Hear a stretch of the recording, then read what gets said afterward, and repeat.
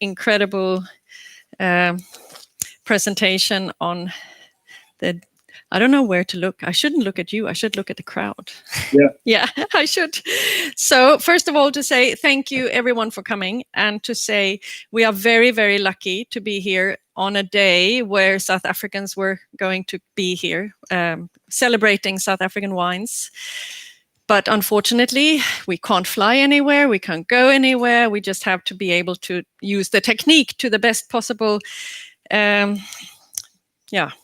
It's not great, but it's still fantastic.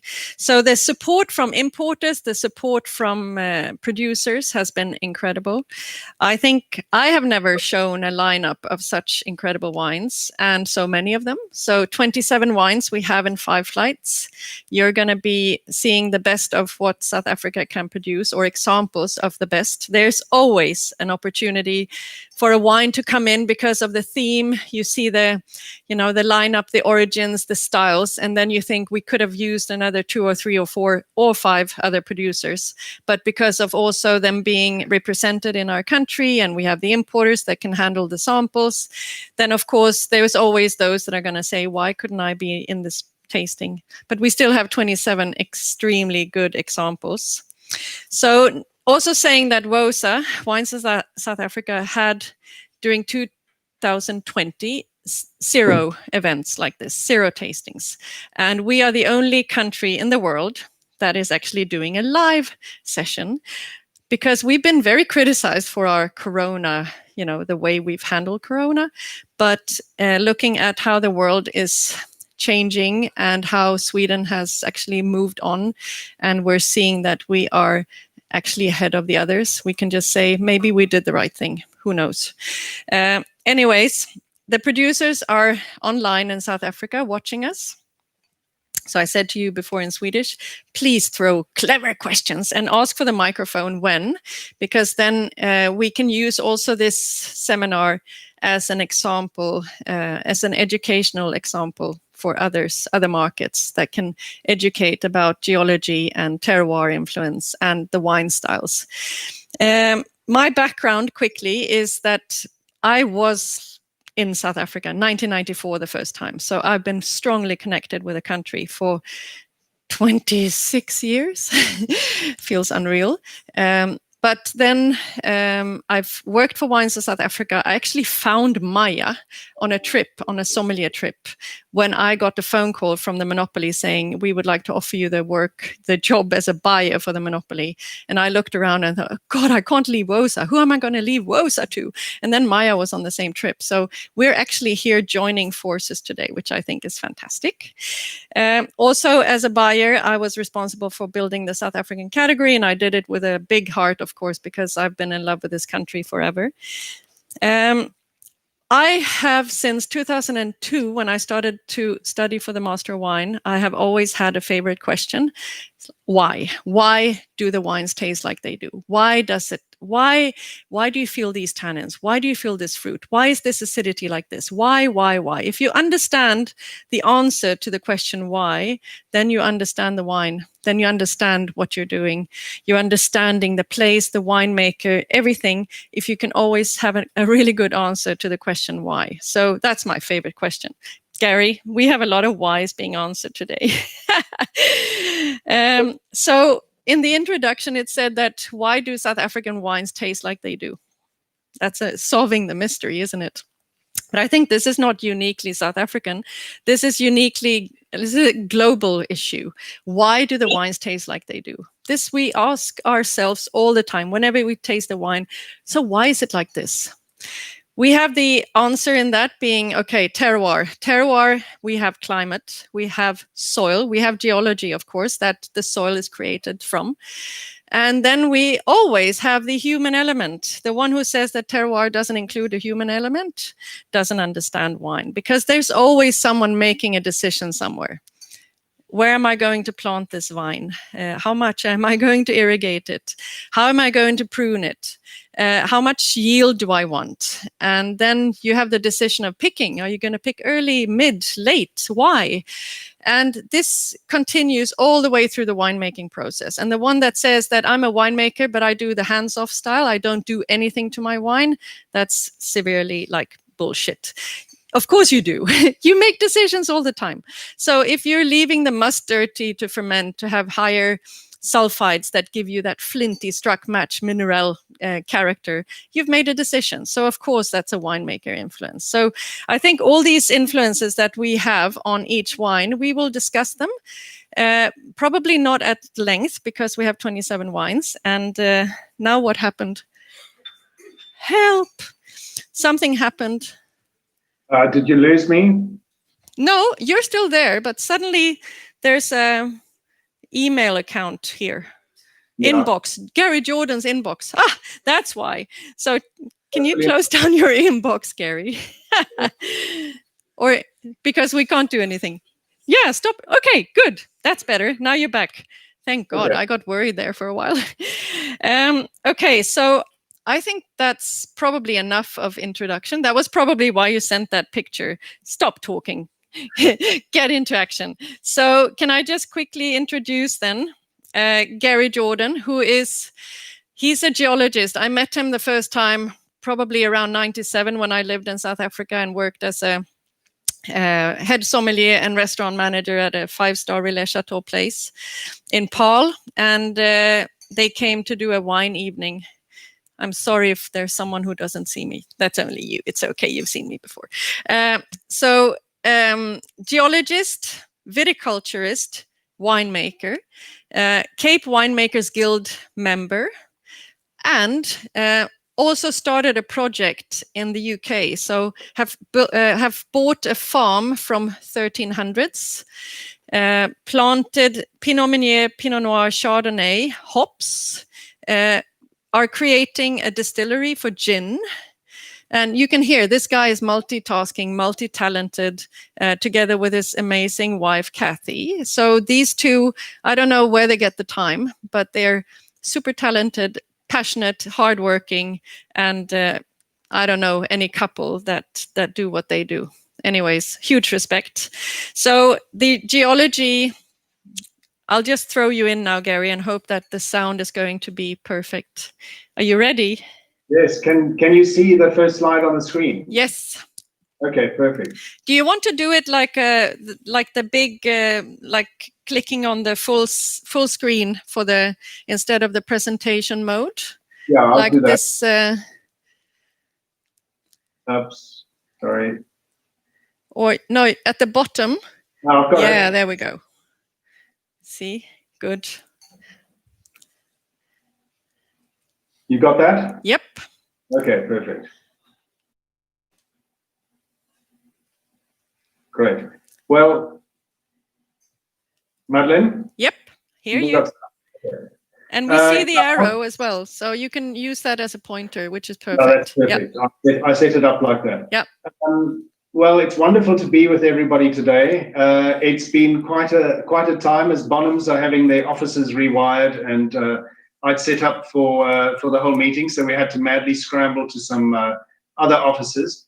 But at the same time, hosting the Cape Winemakers Guild tasting. The only tastings that are happening outside of South Africa are actually happening in the UK at the moment, just because South Africa is still in such strict lockdown and we can't have any tastings or any events like you're doing in Sweden. So really fantastic to you and Maya and to the team for organizing all this. Now, as Madeleine said, I was a geologist in my previous life before I became a winemaker, having studied at UC Davis. And I thought what I'd do is sort of start off the presentation by sharing a little bit of knowledge about what happens and why it happens, and what causes certain rock types to be favored for particular varieties. And I think starting with the geology and looking at where South Africa fits into the big picture is probably a good place to start. So I think most of you know, the world map looking like this. But of course, this is modern day times. It wasn't always like that. So we look at Gondwana land, and you see how quite easily how the continents fitted in together. This is now a proven theory. When I was studying as a geologist, it had only just been proved as a theory. And the reason why one knows that this is how the continents fitted together, and this is obviously long before India left and formed the Himalayas.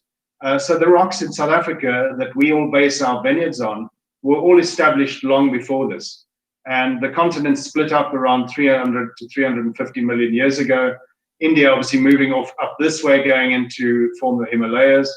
Australia, well, we didn't want to play rugby against them in any case, so they're on the side.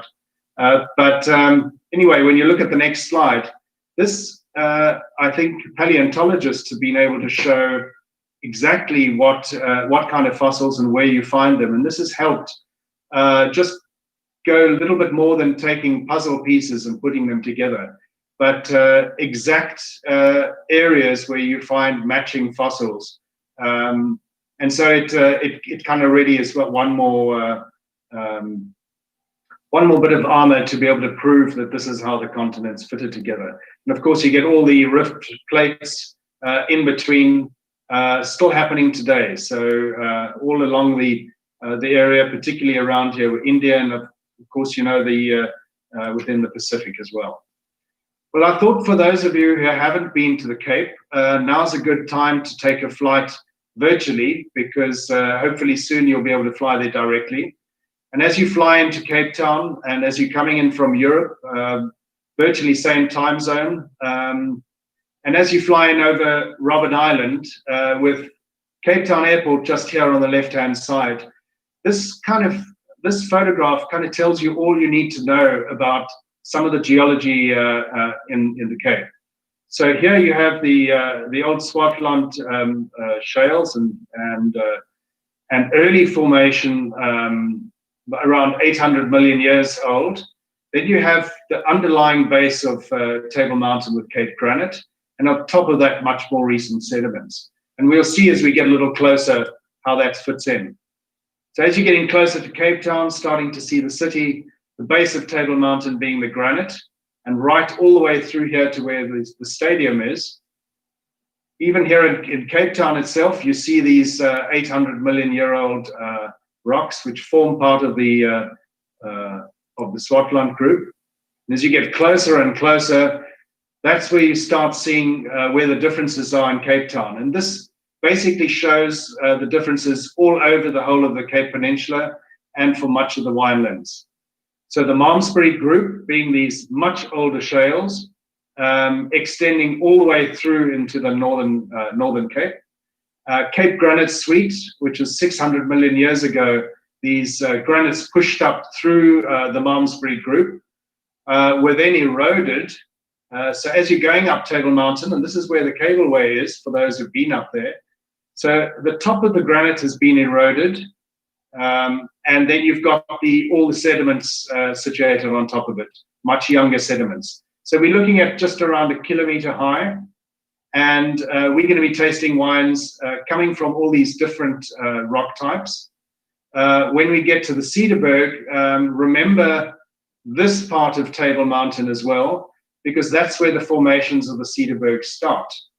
So all the rest of that has been eroded here in Cape Town itself. This kind of gives you an idea. This is Table Mountain here. So the flat part of Table Mountain that we were looking at, this is a cross-section through the Cape Peninsula. Stellenbosch would be here on this side, Table Mountain on this side, and obviously the ocean over here. So in between Table Mountain and the Stellenbosch Mountains, you would get here where you get these outcrops, you'd have parts of the Bottleray area, and this being the Cape Flats where the airport is situated right here. And this is what's postulated, these Table Mountain group sandstones would have been formed many, many years back. And during the breaking away and pushing together of the continents, you must remember it wasn't just one episode, it's happened 7 times and from different directions. And you'll see from some of the slides how that's made the Cape so interesting when it comes to the geology of the Cape supergroup, because they've all been folded and sometimes on top of each other, and sometimes covering the granites, and sometimes that's been eroded away. We'll see that in a little bit more detail as we go through the tastings. As you Table Mountain, this is quite typical of the quartzites, which would have been sandstone, but under compression have welded together basically, but it's all sandstone that's turned into quartzite. And as you come around, with Table Mountain is in the background there, and you come around the Cape Peninsula. This is Cape Point itself. For those who visited, that's the car park. Stellenbosch is here to the right-hand side of the screen. A beautiful area to come and look at, but you can see these sediments all horizontal still in this area. And the reason that they're horizontal, and the reason why Table Mountain is still flat, is because it was quite difficult to bend and buckle the granite during this folding episode. So the sediments themselves, where there was no granite intrusions, have really buckled a lot. So as we zoom up, and here we can see the last slide was around here at Cape Point, Table Mountain itself being there, Robben Island being there. So we've come around the peninsula, and as we're looking down at False Bay, we'll see the first vineyards here that we get are in Stellenbosch. That's the Paarl region, the Swartland area, with Malmesbury being sort of centered there, and Rubikasteel, where the Molyneux are around that area. And then we get further inland to Syrah and Tilbach, and you'll notice this, and of course this side to Worcester, and even further on to Robertson.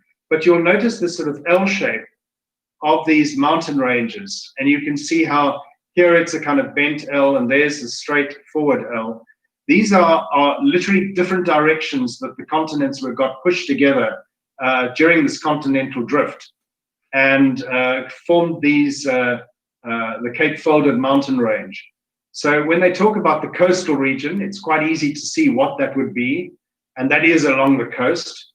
And then once you start getting inland, you get influences of both the continent itself, plus less influence coming from the sea.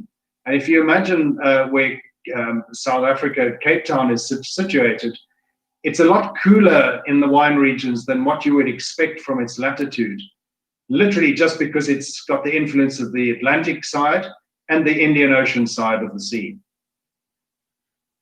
This has caused, those Cape Fold Mountains have caused so many interesting phenomena, things that you don't see anywhere else in the world. More species of plants than you get in the whole of Europe, just in that very concentrated area. And if you look between Cape Town itself and the mountains here of Stellenbosch and going towards Bot River and Elgin, just here near Grabo, you get more species of plants than in the whole of Europe, just in this tiny area. It's the smallest floral kingdom in the world, but it's actually the richest. So quite incredible. And you not only get these species, which have been protected from the mountains from spreading anywhere else in the world, and obviously from the sea, but you get strange little creatures like chameleons, for instance. This is the Cape Dwarf chameleon. It only grows to about 15 centimeters in size, fully grown, and gives live birth, one of the only chameleons in the world that does that. But this is all because it's been captured by that Cape Folded Mountain Range. So when you look at a heat degree map for the Western Cape, and again here, this is where you see you come around Cape Point, looking at False Bay, Stellenbosch, Paarl, Malmesbury, Tilbach, and so on. As you get further inland and you get more of the continental influence, and you get less of the sea influence itself, you're going to start getting where it is red is obviously warmer, and where it's dark blue is obviously the coolest. Now, it's a bit of a misnomer because some of the blue, you could never plant vineyards in these spots because they're high up on top of a rugged mountain range. But in general, when you look at the light blue and the green being some of the coolest areas, this is where some of the cool climate styles of wine are made. And as you get further into Paarl, into Malmesbury itself, you can see the heat degree days going up much higher. And, in many years back when we had a farm in Wellington, we would finish harvesting our grapes in Wellington and only then that day start harvesting in Stellenbosch. So this I think has quite a good influence on some of the wine regions and which varieties one chooses to be able to plant there. So you've got to look at that in context with the geology and of course with the site, slope and aspect as well when we come on to tasting the wines. This gives you an idea where there is no granite situated below this Cape Folded mountain range. Look at how jagged these folds are. And when you get this almost bending on top of itself, you get a geological fault going right through here. So there's no granite underneath this part at all. These are all just Table Mountain sandstones that have been folded dramatically. And here you can see they're even vertical, no longer horizontal. So why is that? So when these continents push together and pulled apart, in this slide, I've got them pushing together, the Antarctic and South American plates pushing on this side, the African continent on that side. And with that, you got this upwelling of really hot magma, causing these very large bodies within the earth. They never left anywhere through the surface here, which would have then formed these big sheets of fast cooling magma. They actually cooled really slowly within the earth. And in doing so, they cooked up much of the sediments. Remember, this is now pushing up through the Malmesbury shales and forming things like schist and hornfells.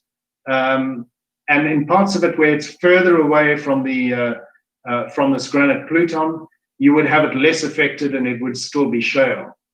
So the closer you are to the granite, the more cooked up it is, the harder the rock, and the differences in the type of grapes and varieties. And of course, even somebody like the Molyneux, who we're going to see has given names to some of these wines, being granite, schist, and so on, all because of a slide like this as to where those vineyards were situated in relation to these granite plutons. And of course, in Stellenbosch, it's been eroded to down about that level, and you've got some of the granite outcrops above the surface of the earth. You don't see much shale, and what's formed on top of it is the Table Mountain sandstones. So these granites were all formed around 600 million years ago, and a period about 30 million years after that, you get some more granite going through, and I'll show you some slides on that. So this is a slide of a rock from Jordan Wine Estate. This shows these two ages of granite. This is 600 million year old Cape granite, coarse porphyritic granite. You can see very large crystal sizes. The white crystals of feldspar and breaks down into clay. These gray crystals here, that's very coarse quartz, and that would break down into sand. And then the black bits, little ones here, would be biotite mica. And that's quite interesting because it adds that sort of real shimmeriness to some of the rocks that you see in the winelands, but also breaks down into various types of clay. In some forms, kaolin even, it might form quite a white clay. But in general, the very large black bits would be mineralization, often tin or molybdenum, and that causes different coloring of rocks. And so for local areas, for instance, an area where we've got our Merlot planted, completely black surface, all on the tin and on black tourmaline, hence the name Black Magic, for instance. But here you see these two granites are identical apart from their crystal size. So chemically, they're identical, but you can see they're completely different because these crystals are very small. The rock is incredibly hard and crystalline, whereas this Cape granite, this coarse porphyritic granite, will weather quite deeply within the soil. And on south-facing slopes in the winelands, being the coolest area and deepest soils because they're protected from sun, these would weather up to perhaps 30 meters deep into the hillside. North-facing, maybe only up to 2 or 3 meters if you're lucky. But this doesn't really weather at all. These fine-grained granite rocks are very hard and coarse. And for great vineyards to thrive on them, you actually need to find all the cracks in the rocks, which it does crack a lot. So during the shifting of the earth, you find lots and lots of cracks. And so people like to plant Cabernet, for instance, on a rock base like this. What we've done at Jordan Wine Estate is be able to put our roads where the two different granite types meet. And that's why we have some irregular shaped vineyards, because you can imagine the ripening on a vineyard situated on this type of granite to the one on the right-hand side is going to be completely different. This would ripen much earlier and could have drought stress even. So by putting a road between the two, you can harvest them completely separately and keep the quality very good. This shows just a close-up of this coarse granite. And here you see the biotite mica quite clearly. And here you see the fine-grained granite. You can even see from here, it is much harder. It's quite difficult to even chip with a geological pick. We like to use these rocks for building even on some aspects of the farm. Of course, it plays havoc if you're a grape grower and you start preparing vineyards and you find you've got this granite that you didn't realize was under the surface of the earth. This was one particular vineyard I now use for the Cape Winemakers Guild blend that I make, and it had about a meter of soil on top of it originally when I'd done all my test holes, so I didn't realize the granite was so close. And what we did is we opened it up, and to be able to get homogeneous soil depth right through, it was a once-off expense, and we actually blew those rocks up, a little like they do in parts of the Douro. When we come on to the wine-growing areas of South Africa, and you see all the different coloring, it might not be easy to see on your screen, but we'd start here with the area of Cape Town, which is now its own designated area. Stellenbosch being the light blue, Paarl being this orange area, and then so on, going further off into Elgin, which is this light purple, and then even getting around here towards Elim, which is where I've got my, we're going to be tasting some wines from Elim as well.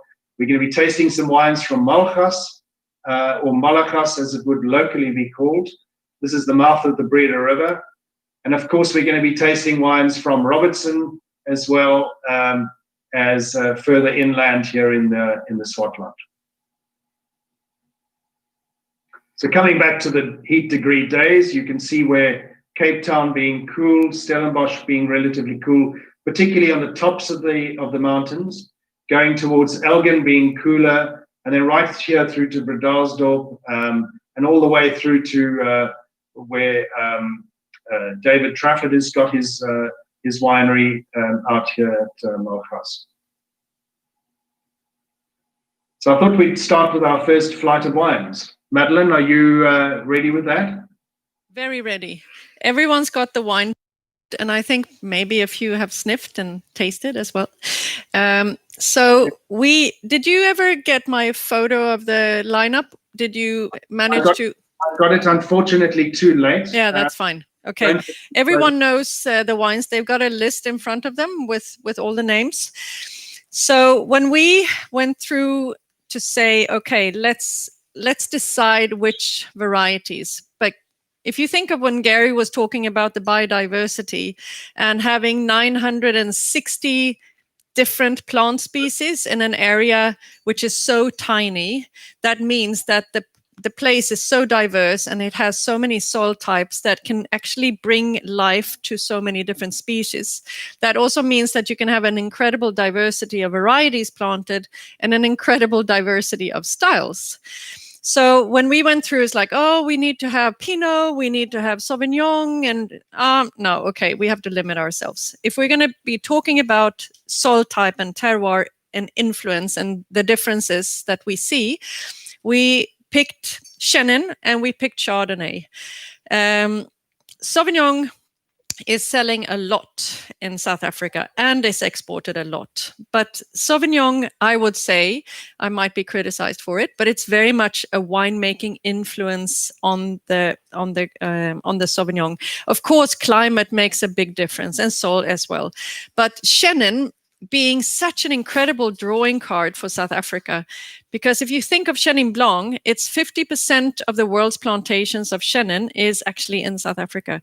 And you have 25% probably in France and another 25 in the rest of the world. So I also think it's really charming when you think, oh, we even made, or not we, but you guys, you made the French put Chenin on the label. They didn't do that before, and now they do. So something they must have done right in South Africa, right?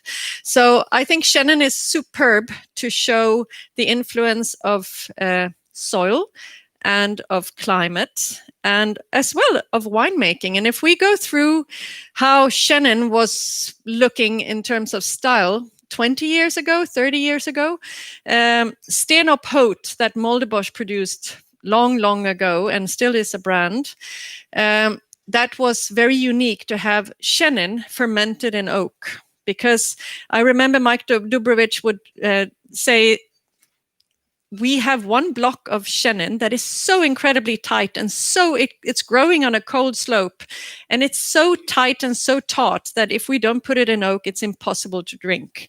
So that's one of those first styles that I remember with oak.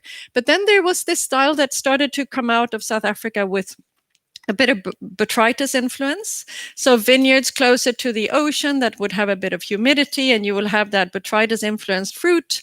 And suddenly some producers were starting to flirt with Vouvray and starting to get styles that really showed that nutty, that honeyed, that really complex, pure mold, but still in that little bit of a dehydrated honeyed style. But then Chenin has always been the super big volume, friendly, lovely Swedish bag-and-box lovers. They love Chenin because it has freshness, it can maintain acidity in warm climates, and it has a lot of fruit as a young wine, and it still keeps very, very well in larger packagings as well. So we're not here to talk about bag-and-box today, but it's one of those success factors, I would say, that the wine has really showed its diversity of being great quality at good value in big volumes, but also super serious oak styles, botrytis styles. And also there's a lot of producers today that are showing Chenins with a bit of residual sugar, but that you can match if you have super high acidity. And how would you, Gary, if you would talk about the different soil types that you think are very suitable to Chenin? We could talk about like sandstone and schist and shales, and we can do a few of those. And as some of the examples, I've got quite a few slides just to show people why particular wine styles do well on these particular soils. But just as an aside, this slide is quite interesting, taken from Jordan Wine Estate, about sort of halfway up the top of our hill. This is looking sort of southeast, looking towards the Helderberg, and just by chance, it happens to have our very first winery. Moldebosch is situated here on the sort of middle left of the screen. But we're going to be tasting wines from a number of these producers whose vineyards you can see in the foreground. So Ken Forrester is out here. We're going to be tasting Rots, who's just to the right-hand side of the edge of the screen here. We've got the 9 Yards Chardonnay, obviously from Jordan, is situated close to where I took this photograph. And then we've got Boskloof. We're going to be tasting a Syrah from down here. And Rist Freda. Then once we start getting around here, much drier, warmer, different slope. We're going to be tasting some wines from here. And of course, Lariche Cabernet coming from this side. So an interesting slide to look at and come back to later on. Are you going to talk about the individual wines, Madeleine? Let's all get to the, even if you've tasted them and smelled them, let's go through them together. So the first wine is the Moldebosch, and it's a single. Have we got the bottles, Maya? Yeah, it's a single vineyard. They've released 3 single vineyard wines. And, you know, Mulderbosch has, from being a tiny little producer once upon a time, ended up becoming a huge brand in our country. And today people know Mulderbosch from drinking bag-in-box rosé and bottle rosé. And Chenin has always been a real successful wine. But the thing is, if you're a producer of really good quality, good value, it's very important to as well show that you can do the real top stuff really well as well. So that's why I thought it would be interesting to show one of the single vineyard series. And this one is called Block W. And it's one of the 3 that I would say it's the coolest site, the closest to the ocean, picked the earliest, has the lowest alcohol, and the highest acidity, the highest total acidity. So it's one of those wines you would say, whoop! It's quite narrow, it's quite slim. And when you put your nose into it, you go, it's like a little bit racy and nervous, which I think is a really good contrast to especially the second one, which is the one that comes from Swartland, where you will see you go into a totally different spectrum. So in terms of soil type, Gary, we're on this vineyard being very close to the ocean out of the Rustenhof vineyard. Would you like to say something about the soil and how you think that soil type is somehow influencing this style that I've been mentioning? That I think the winery here, that's not where their only vineyards are. But it's all based on Cape granite. And this is this coarse porphyritic granite. So it's got deep weathering. The interesting thing about the vines is that through this granite, the roots can get moisture even in the drought that we had from 14 onwards, just by being able to go down into this sort of more duplex soils. So it's got a layer of sandy surface, but then going into clay as it gets close to the granite, and this really helps retain moisture.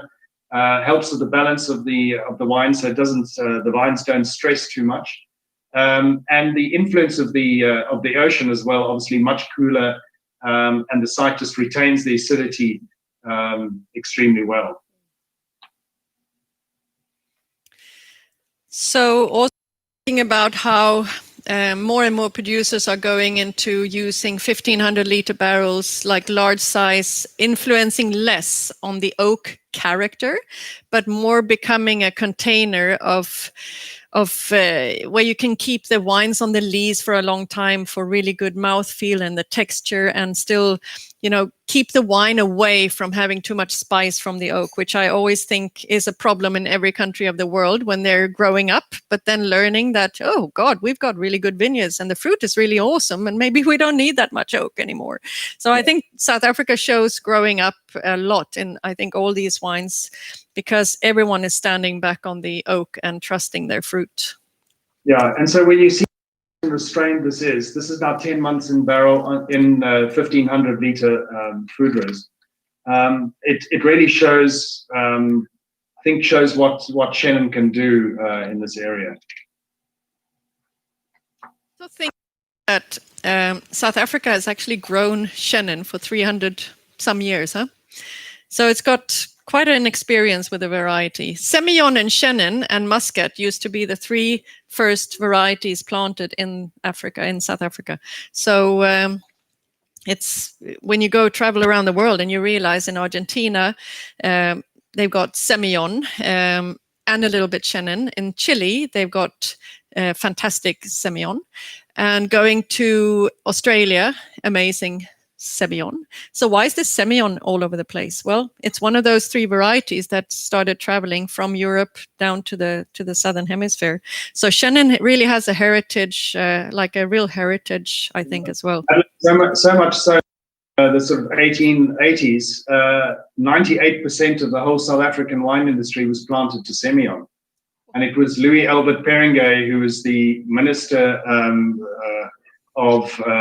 they called him Minister of Agriculture, but actually he was the Inspector General of Vineyards of the Cape. And it was his job to find phylloxera and to sort out the problem. So by the time they found phylloxera, right on the slopes of Table Mountain, he brought out all sorts of new additional clones, not just of Chenin Blanc, but of other varieties. And quite steadily thereafter, the industry changed from 98% Semillon to in the sort of high 30s of Chenin Blanc, which has since come down quite a lot as well. I think the statistics in 1990, there was about 32% Chenin planted, and now it's 18%. So that's also, I think, a beautiful indication of the old vine scheme that is currently very strong in South Africa, protecting old vines. And Chenin is by far the biggest acreage or area that has old vines still in the ground, which is very well protected nowadays. Right, we should go to the second wine where we have a beautiful picture of Chris Alheit walking through the vineyard. So now we're going into Swartland.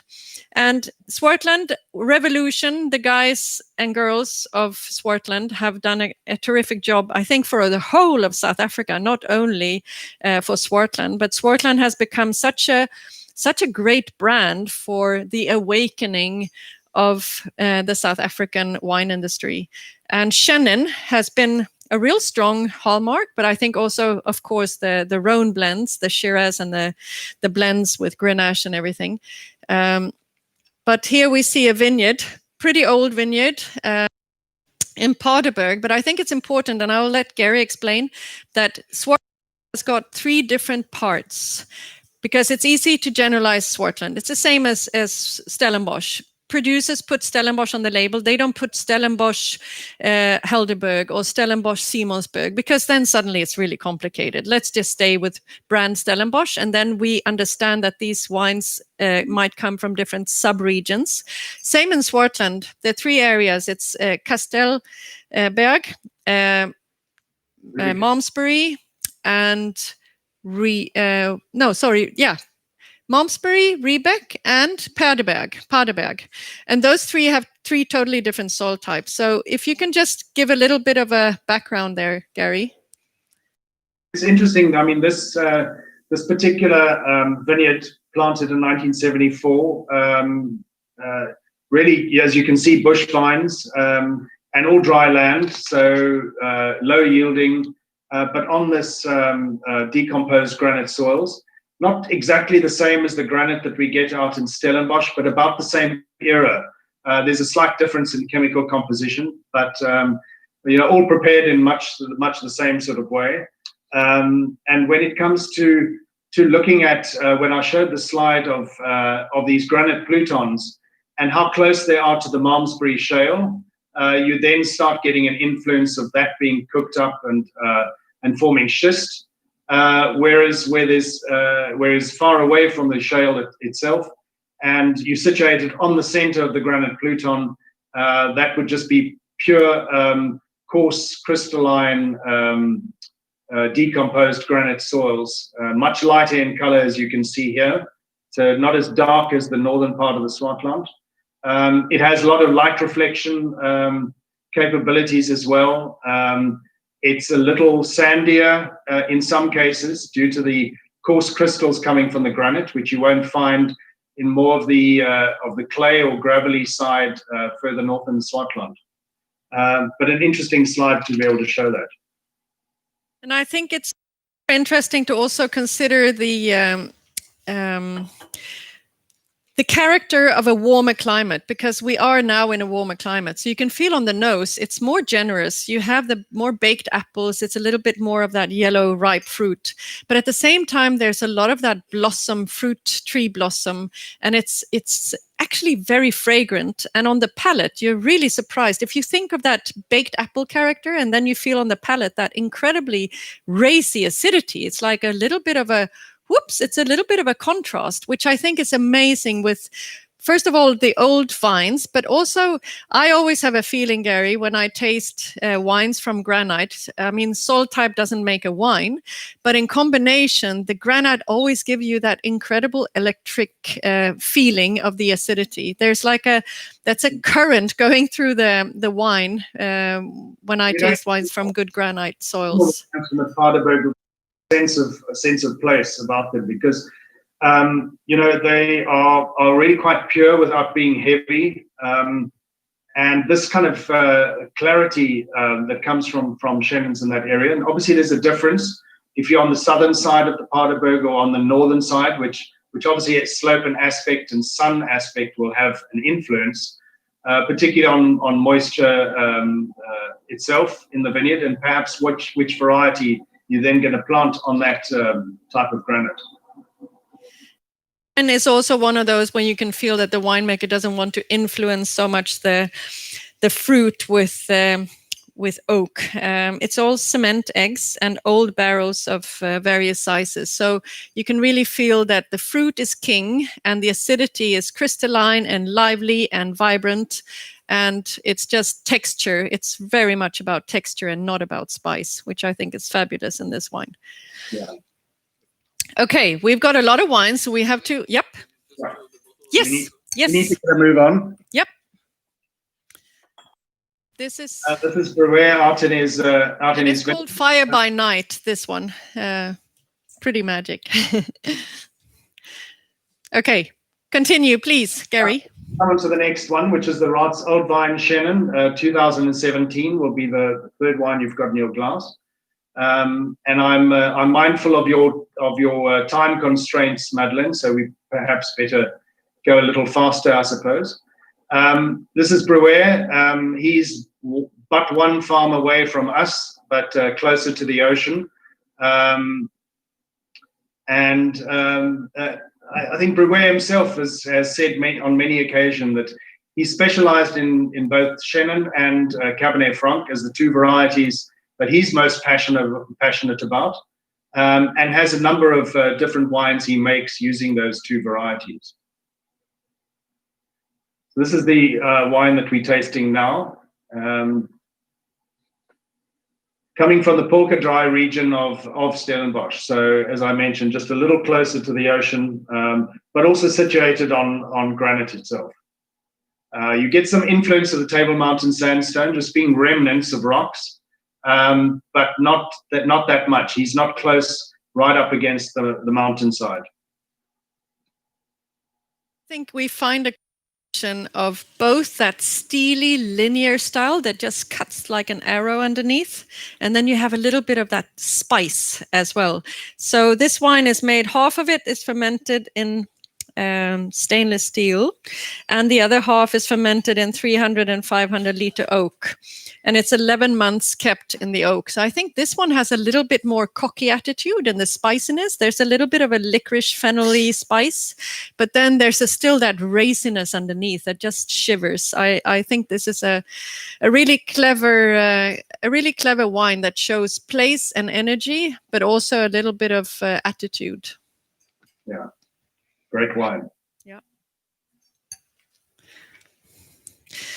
For the next wine, we're going into a little bit of a difference in, first of all, climate. We're going into Paarl, and Paarl is a warmer area. And we were talking the other day, Gary and I, about what has happened in this farm, Avondale, in the last 10 years, because from the beginning, I never really took note of Avondale. I didn't think that was, it was a little bit in that warm region and everything was a little too ripe and too broad-shouldered and flabby. But then Jonathan, the owner of this estate, has worked a lot with organics and biodynamics and done a lot for the soils in terms of keeping cover crops and keeping the moisture in the soils. And the wine today, I just taste it and I go, wow, the freshness, the elegance, still quite a bold and broad-shouldered wine, but it doesn't lack the energy of a really great site.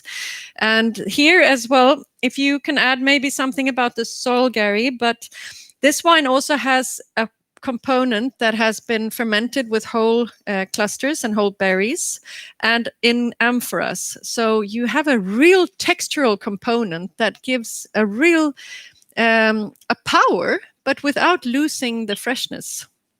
Yeah, where it's situated in Paarl itself. So the Stellenbosch Helderberg granite pluton is one big granite pluton, and then a separate one would be the one in Paarl, which the anima is situated just on the edge of that.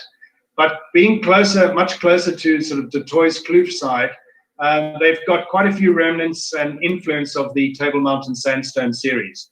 So it's quite the soil surface itself has got remnants of sandstone in it, and that makes the drainage quite useful. It's also part of the old river gravels going through that area. But one of the top wineries, I think, where they use their sort of what Jonathan has termed his biologic trademarked method. All their vineyards are organic, and he spends a lot of time and effort on looking after the vineyards in a very sympathetic way. And I think when you look at the flavors that you're getting out of this particular wine, I'm also using it in a climate change sustainability masterclass at another time. And this, I really think, shows a different side of Chenin Blanc, one that is from a warm region, but with that afternoon wind that comes through, whistling down from De Toiskloof side, really cools the vineyard dramatically. So the sort of diurnal temperatures are quite dramatic on a vineyard like this. It's interesting. Taste the wine, it's like full of pineapple, even caramelized pineapple, the ones you put in the oven and you dry them. And then you have that freshness and that liveliness on the palate. It's a really, really good combination of two extremities in freshness and ripeness, and honeyed and textural. It's waxy. It's quite fat, but fresh. Yeah. Fun wine. Right. Remember that I had of Table Mountain, and the highest top peak of Table Mountain on the very left-hand side on the slide. That's the last remnants of the last ice age, and it's at McClear's Beacon. This lovely walk you can do from the cableway at the top of Table Mountain, walk to the very end, and you've got a slight rise just on the very end where there's a beacon. And there you see the last remnants of the last ice age, these little striated pebbles that have fallen out of the glaciers. Now, that's kind of where the Cederberg formations start. So at David's Vineyard, I think it's 1,038 meters above sea level. And he's got some very distinct different sites at Cederberg Cellars. So the Chenin that we have in our glass at the moment, and I wish I was tasting it with you, in Sweden, or certainly here sitting in this vineyard. But this is the Chenin vineyard over here, situated really close to what you can see is all sandstones and quartzites. You see some remnants over here of shale, and that's from the vineyards behind where this photograph was taken. But quite interesting, the interaction between the two different rock types. You're now getting this iron-rich lateritic coffee clip, as we call it locally in South Africa. But it's basically a cementitious substrate that's really hard that you've got to rip through. And you find some of this in Stellenbosch, a lot of it in the Bottleray area and in parts of Swartland. But it's basically where iron-rich waters have leached up through the surface into mostly sedimentary type formations and form these really hard nodules that are quite iron-rich and very difficult to break through. And if you don't, in your soil preparation, if you don't break through those, you're going to end up with very shallow formation of roots, and your vines would really suffer in the height of summer. So just there, if you could start emptying your first 2 glasses to be efficient, because now we're going to be starting to pour the next flight while we still continue with the Chenin. But just to make sure that we can be tight on par with the timing. I just wanted to say that previous picture where you saw those coffee clip boulders or little boulders, when I was driving through Western Australia, Margaret River, and going through the Vas Felix vineyard, and I just go, stop the car!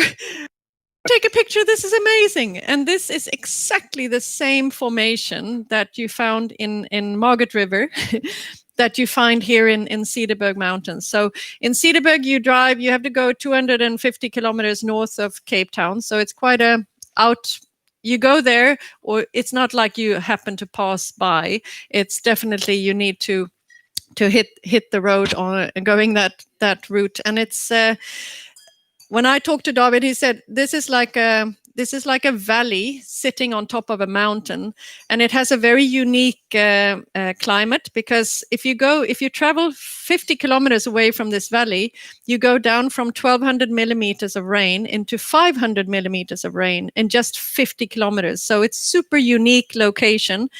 And, I did my master wine dissertation on the effect of altitude on Malbec and Mendoza. So I focused a lot on what is the difference, what happens when you're at altitude. And this is super interesting, because now we're above 1,000 meters of altitude. So you will have warm days, but not hot days. Maybe in February you will have hot days, but you will have cold nights. And that dramatic difference between day and night will always boost the aromatics in the grapes, but also maintaining acidity. And I think when you taste this wine, you realize that it has an incredible energy and vibrancy. The acidity is just playfully energizing you. And that is all natural. And that is because of that incredible cold, warm, maintaining the freshness.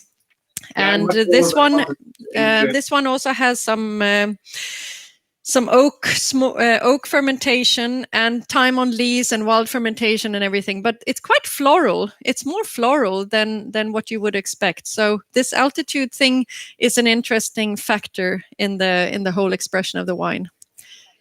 Yeah. This vineyard with you, Madeleine, when it was first planted, and they had to put some fencing around it to keep the baboons out, because it's right up against the hills here. What's interesting, thinking about the soil types, we talked about sandstone and those little boulders of coffee clip, but they wouldn't plant Chenin on the shales and the schist, because that will reflect so much of the heat that you will have dehydration in the grapes. So with sandstone, it gives less reflection, and it doesn't give you that increased ripeness that you would get maybe from the reflection of the shales, because shales they're strong in reflecting light, aren't they, Gary? Much so. And this part of the Cederberg you can get where David's got a wine that we'll taste later, much darker shales, but very close to the Cederberg puckace formations here, close to the quartzites and sandstones. They're much lighter in color, so almost white, greenish colored shales as well.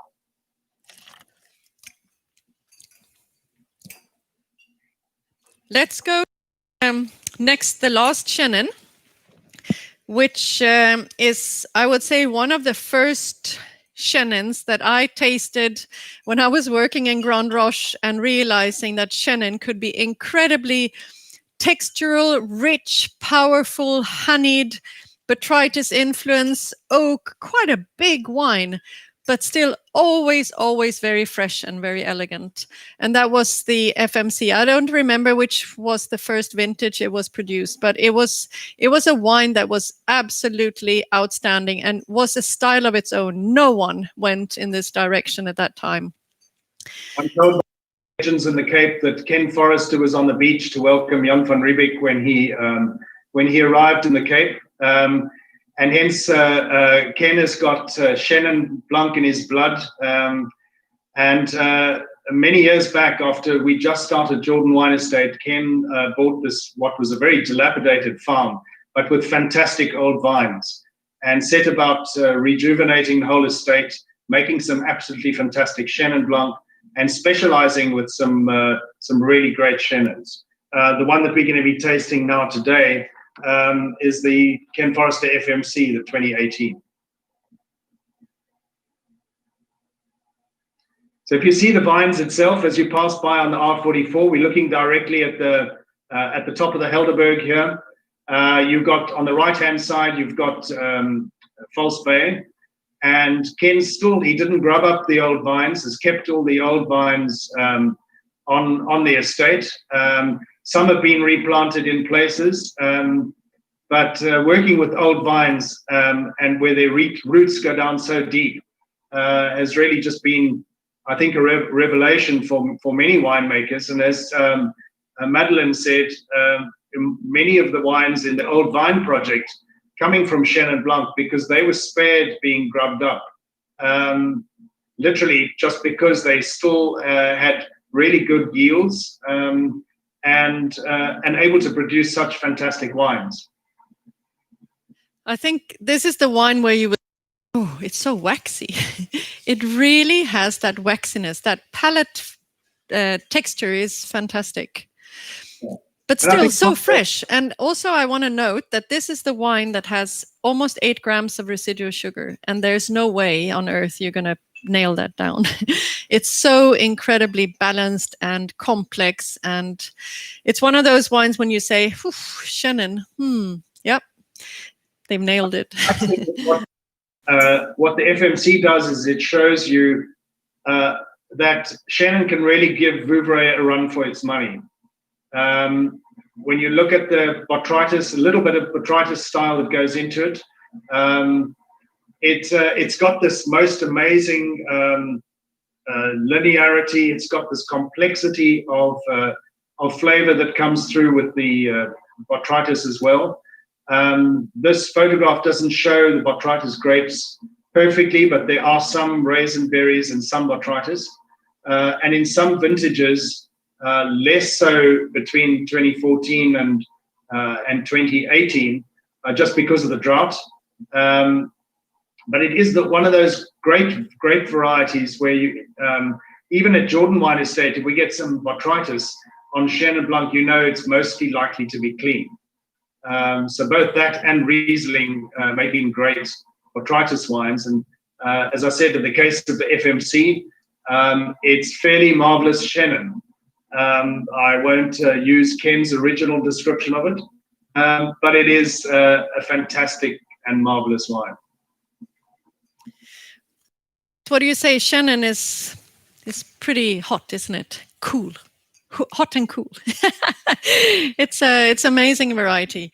So we're going to go into the Chardonnays, and I think maybe could I have a little bit of Chardonnay too? Gary, if you would like to start off maybe talking about, I will start mentioning it, that Chardonnay, if I go back 15 years, it was like, oh, Chardonnay, South Africa, come on, you're not going to be able to produce some really serious stuff. You do Chardonnays, but they're pretty ripe and lots of oak, and it wasn't very integrated. It was oak and fruit sitting a little bit apart for me. And I would say maybe a bit traditional in style. And if I say traditional with my voice that I say traditional, it doesn't mean that it's amazing. But then I started realizing that maybe I have to change my mind. They're learning how to handle this. And part of it might be an explanation of in the 80s and 90s, there were a lot of vineyards replanted because of virus. And I know that still people talk about South Africa not relating to whites, but with reds. And they still have that old little preconception in their head saying, oh, South Africa's got so much virus vineyards, and that's why all the reds are tasting like burnt rubber. But that's long gone. I would say that when you leave the room today, you're not going to have found one wine that has that character. So it's a lot about the restructuring of vineyards, replantings, and getting good virus-free material in that is not reinfected with virus, because you have the mealybug, and the mealybug is the one who is the vector for the virus. So it carries the virus and infects vineyards. But that happens all over the world. It's not very South African, but South Africa was very much blamed for being the one that has virus vineyards. So if you would like to say something about clonal material, Gary, and Chardonnay overall, because in the last, I would say 7-8 years, I think Chardonnay from South Africa has become an absolute rock star. But not everyone has understood that yet, because they are still carrying with a bit of that old history. Am I too critical of the history? Since Dami de Wet and others smuggled in the very first cuttings that they thought were Chardonnay and ended up being Auxerrois, Chardonnay was then eventually brought in. We were one of the earlier planters of Chardonnay in Stellenbosch. We've actually replanted those vineyards already because of virus. So the first vines we planted that were all virus-free in 1985 have now been replanted. I've replanted the slopes to Chardonnay again because I just think it's a really fantastic variety for cooler climate parts of Stellenbosch. And of course, when you look at clones, we work very much with the same NTAV clones and European clones that are used worldwide. So if something is new in Europe, you've tended to find it in South Africa because it was imported at the same time. Rootstock, I think, though, is something that we could spend a whole seminar on, and rootstock really needs to match the geology and the soil and certainly the water levels as well. There are a lot of really interesting rootstocks. When you look at South Africa in general, I think from a viticultural point of view, South Africans are way ahead when it comes to soil preparation, just because our soils are so lean and so different and need soil preparation quite different to the rest of the world. But that's not the subject of our discussion today. But I need to say that I think where this is taken, this is one of the newer regions. When Chardonnay was first being planted in the Cape, you weren't allowed to plant grapes in this area because it wasn't a designated vineyard area.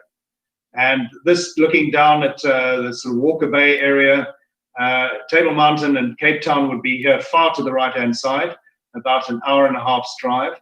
Then you come up here to the Hemel and Arder Valley, and looking at all these various wine estates that are now being established there, doing the most incredible things with Chardonnay. There are a few out here, starting with Hamilton Russell, who one of the earliest, and Tim Hamilton Russell got the law changed so that you were allowed to be able to plant varieties where they had not been planted before, and so on. And as winemakers have left Hamilton Russell and gone higher up the valley, so too they've taken vines, a little bit like the French who settled in the Cape, put vines in the ground, and it's steadily gone higher and higher up into the valley.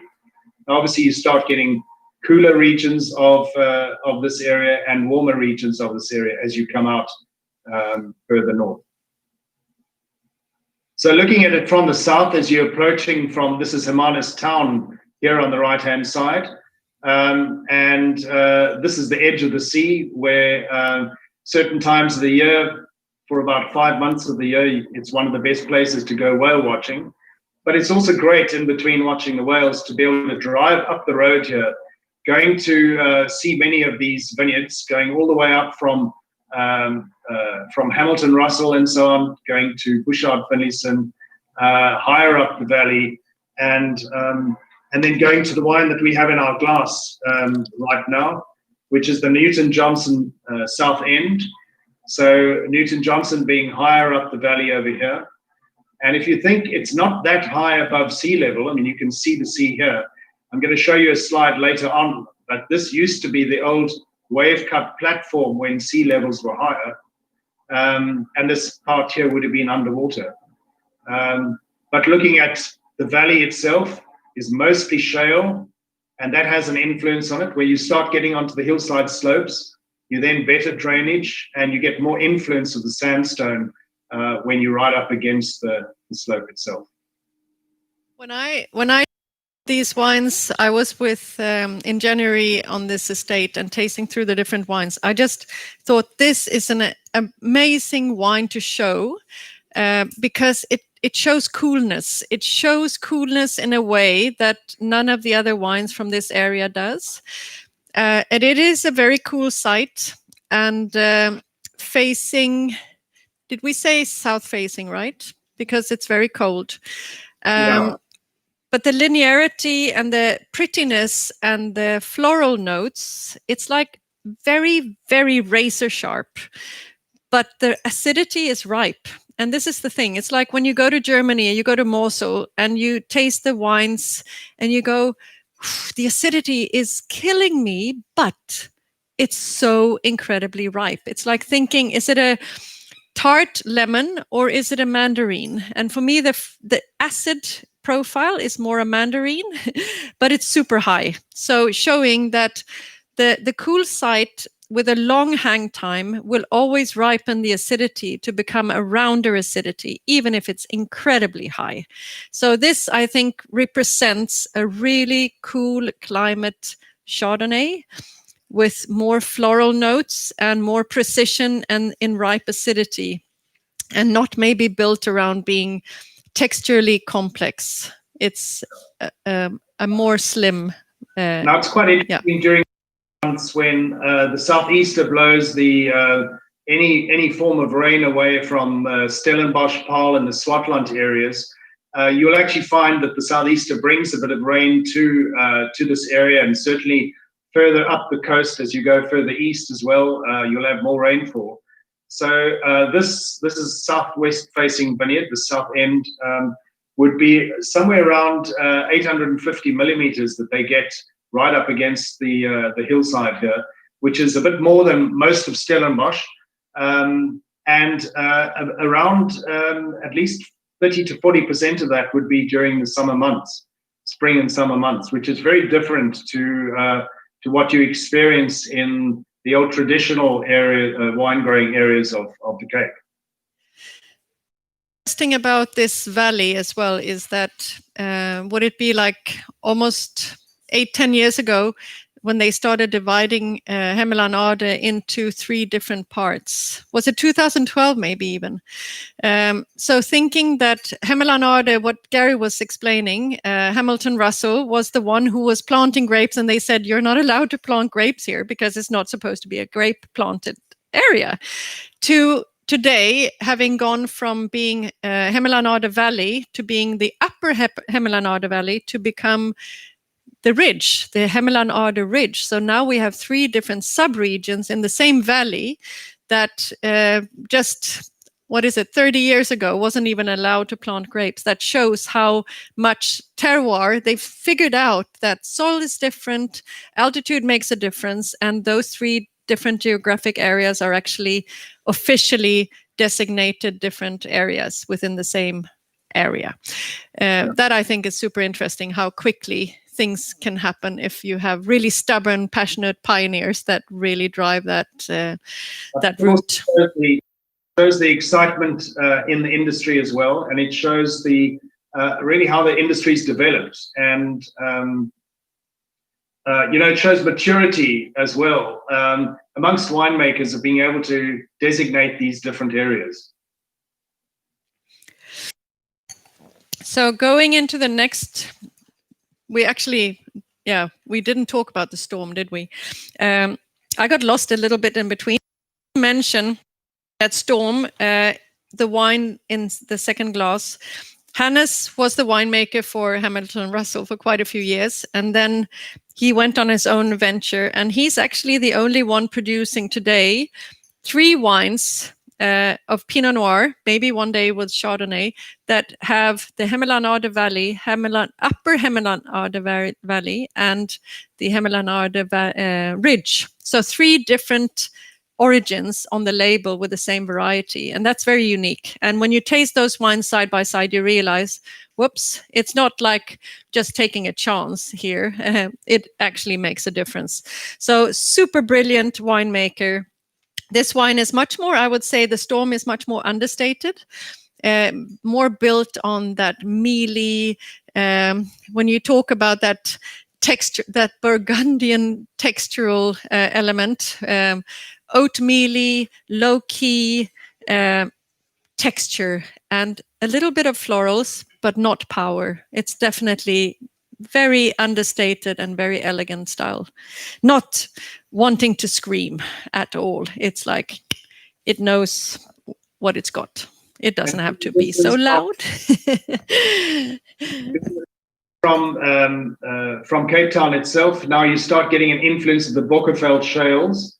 So quite similar to when you're going to the Cederberg, you'll start seeing all the valleys formed from these Bokkerveld shales, and a little more gravelly where you get this particular vineyard that Storm has made his name from. and up into quite stony once you get closer to the sort of mountainside. So now for Mr. Kershaw. So sometimes when when you think, I'm a master of wine, and there are other masters of wine in the world that I look up to, and this guy is a winemaker, he's a master of wine. So I'm like, he's in part of my little family, right? Olivier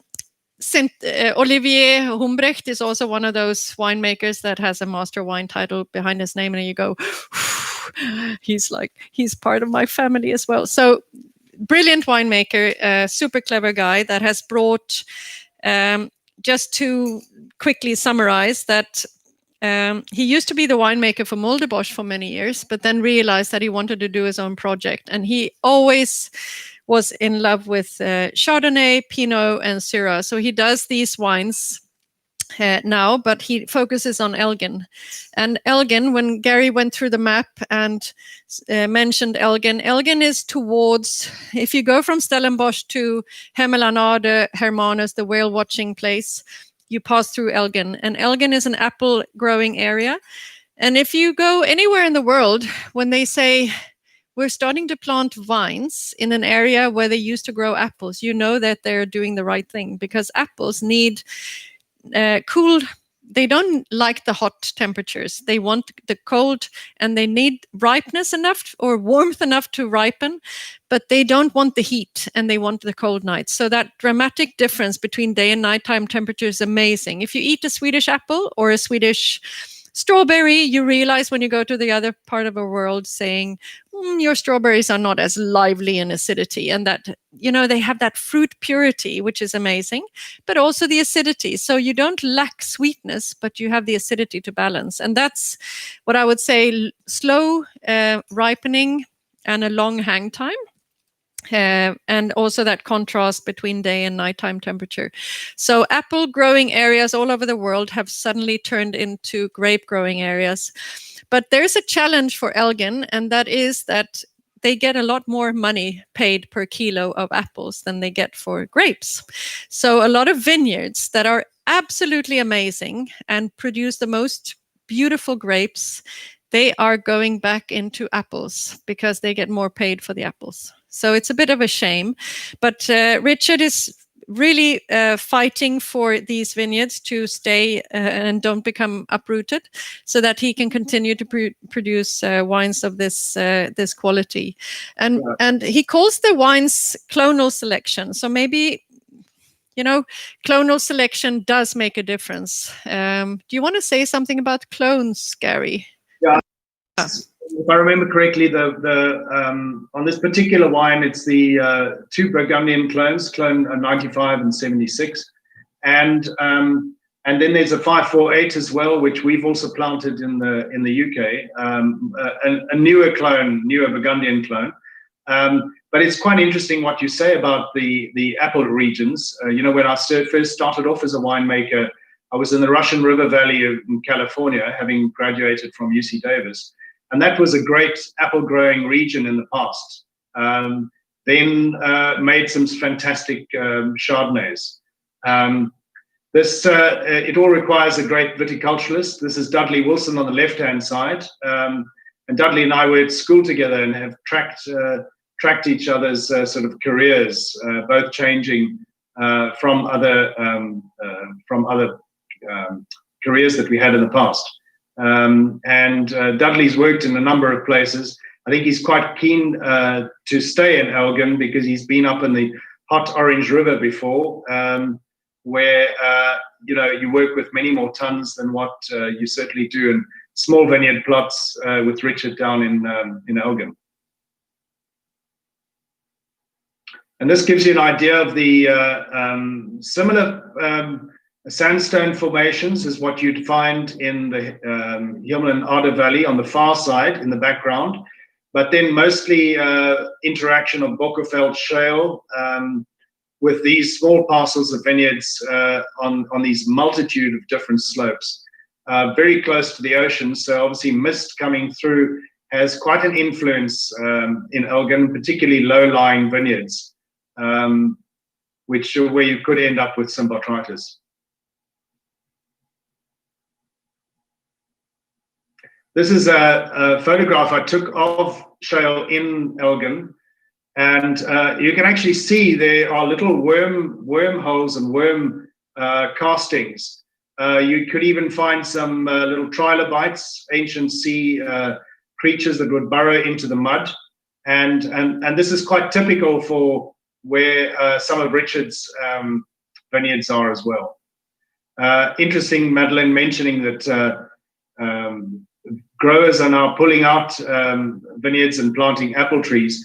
We're finding that apple farmers can get paid up to 10 times more for their apples per kilo than what they get paid for grapes. So we even get some Riesling from this area, and we're doing our best to keep those Riesling vineyards in the ground. But then you go, okay, times the price, can I pay that for my grapes? Then I have to charge 10 times more for the bottle. And then you go, Riesling. We got good competition from the rest of the world, right? Yeah, there's always a question on how much money is to determine. It's like someone wants to buy land and they want to build houses, and they say, "Can you uproot this 140-year-old vineyard to sell so that I can build houses?" And of course, money is worth a lot as well. So, wine industry challenged in some ways. So just summarizing this wine, I think it's a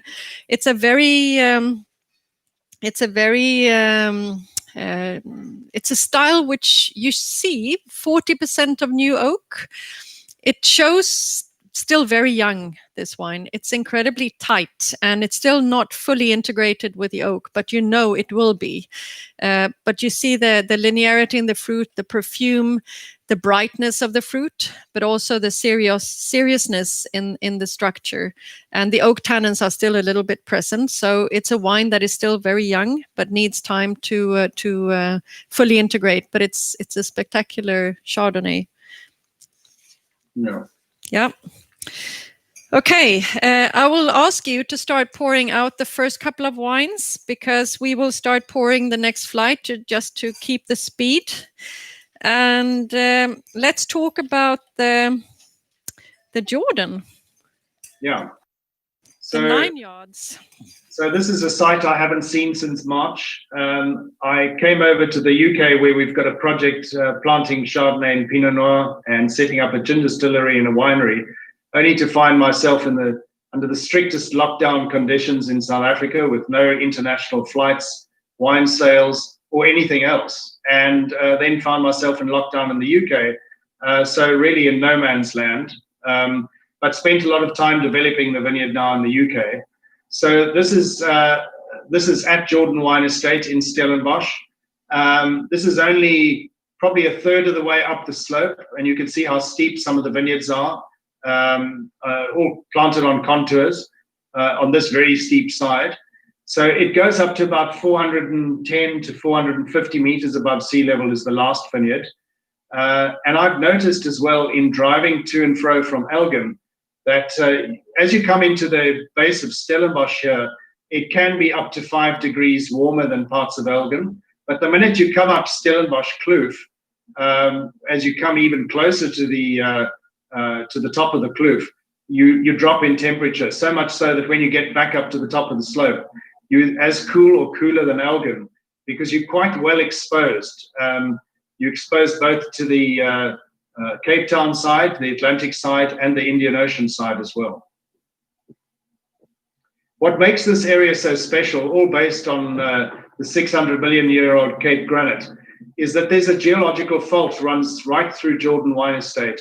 And along that, you get this intense, deeply veined quartz seams. So they can be anywhere from 10 meters to 30 meters and more wide. And obviously over time have spread dramatically through the vineyards. It makes it quite interesting because not only is the drainage really good, it's almost impossible to farm because you can't take an implement over this. You break whatever you did. But the light reflection is just so different to any of our other vineyards on the estate. So sun shining on the white quartz back underneath the bunches again, getting that kind of light reflection that you would have in Northern Europe, but having the coolness that you would have from exposure at altitude, and just generally exposure due to where it is situated. The wine itself, it's a Burgundian clone of Chardonnay. Planted most of the vineyard to clone 277, and then smuggled some vines in from California, where I was working in the lab, because we were planting and looking at virus-free vines. Had no moral qualms about it, because it was more virus-free than anything available in South Africa at the time. And let the Vine Improvement Board know. They since brought those clones into South Africa commercially, and they're now readily available. The wine itself, it's one of the last Chardonnay vineyards that we harvest, probably 2 to 3 weeks after the first Chardonnay on the estate, just because it's high up and cool and southeast facing.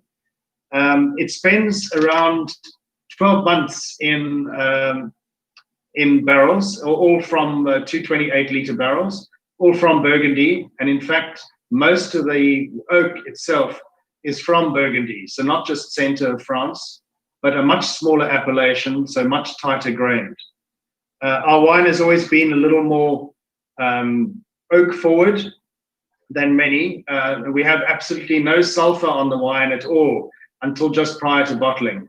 So they call it the sort of James Bond method. We make it basically, instead of whisking up the yeast lees, removing the bung and whisking up the yeast lees, we'll actually go and keep it tightly bunged with no sulfur in the wine at all until just bottling.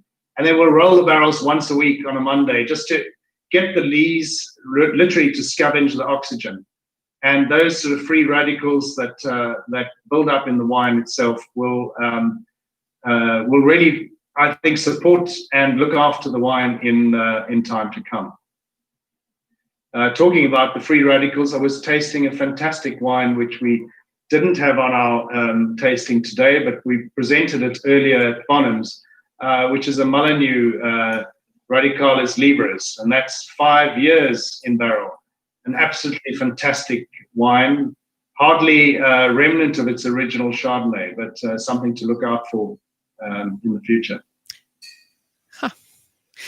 When do you see these, the 9 yards, when do you see the peak of this wine? Because as you say, it's one of those more forward in oak, but I've tasted a few with age and they develop extremely well. But it's also, to mention, it's one of the wines now we taste under screw cap. Do you think that the screw cap is holding back a little bit of that evolution, or making it slower? Or how do you see the choice of closure, Gary? Because I'm a big fan of screw cap. Yeah. I think it really preserves the wine perfectly, and it also makes sure that you have no issues with bottle variation. Yeah. Right now, earlier today, we were busy pouring the 2012 vintage, which I make for the Cape Winemakers Guild auction. Each year wins either 5 stars or a trophy or something on International Wine and Spirit Challenge. And that kind of wine, we've initially did cork closed, and now we're doing both cork and screw cap, depending on customer sort of preference. And we've definitely noticed that in bottling under screw cap, you don't need as much sulfites to preserve the wine. You certainly need more in cork. And it is a technique that one can use if you want to release a wine earlier by putting it under cork. But then you obviously have the variability of being exposed to tree bark. That's what happens with a natural product. But I think this is a wine that has won us 3 or 4 times International Wine and Spirit Competition Chardonnay trophy. It's a wine that we really like to make, a much bigger, fuller style. You get that from that lees stirring and rolling as well. And a wine that starts off its life with this really great acidity, but also a lot of body. And so it can age for at least 10 to 15 years as well. And this gives you an idea of, from the vineyard, the kind of exposure that you get.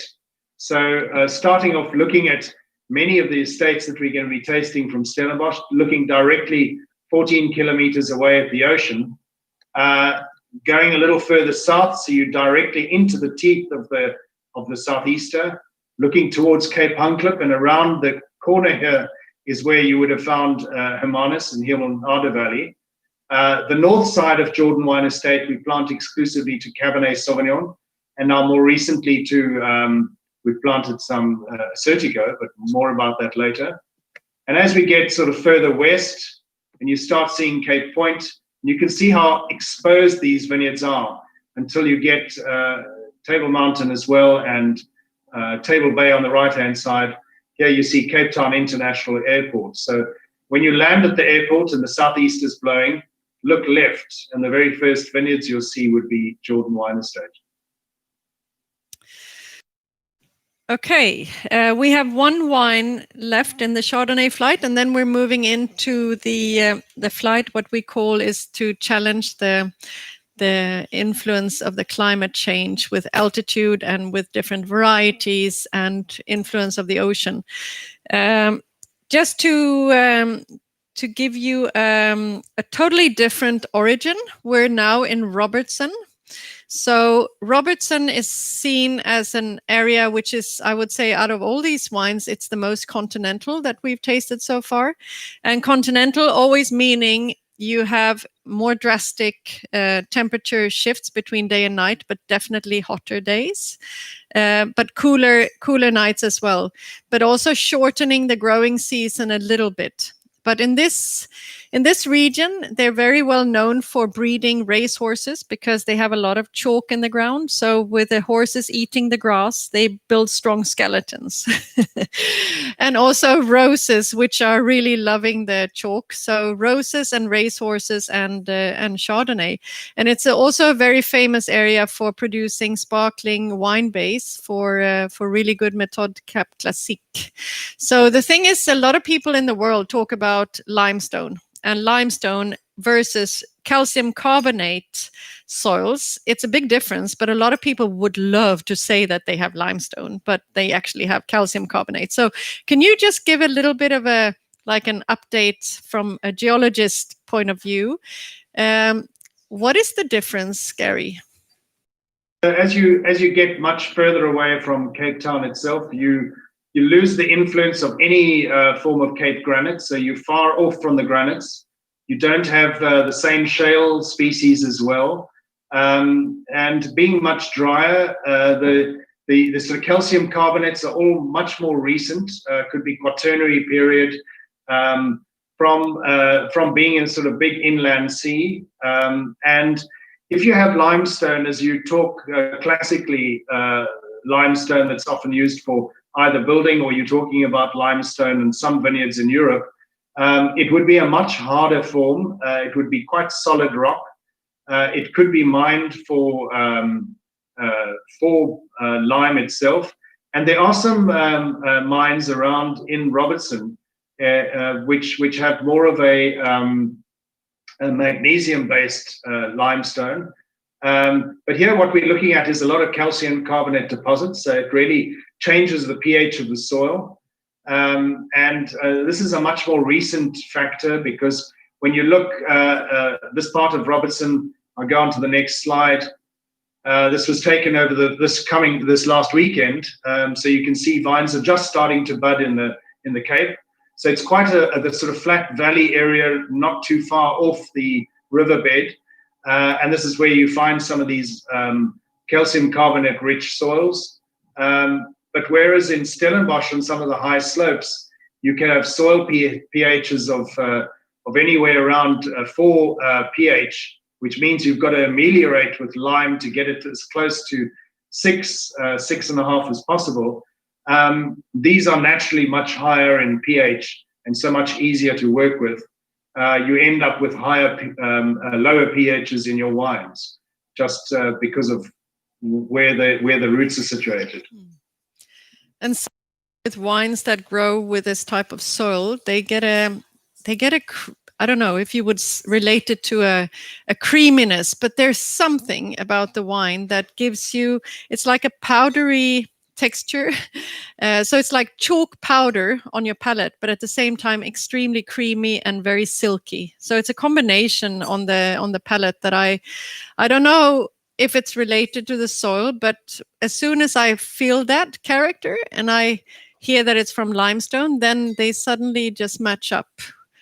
Yeah, the interesting thing is this vineyard is pruned quite differently to most vineyards in South Africa.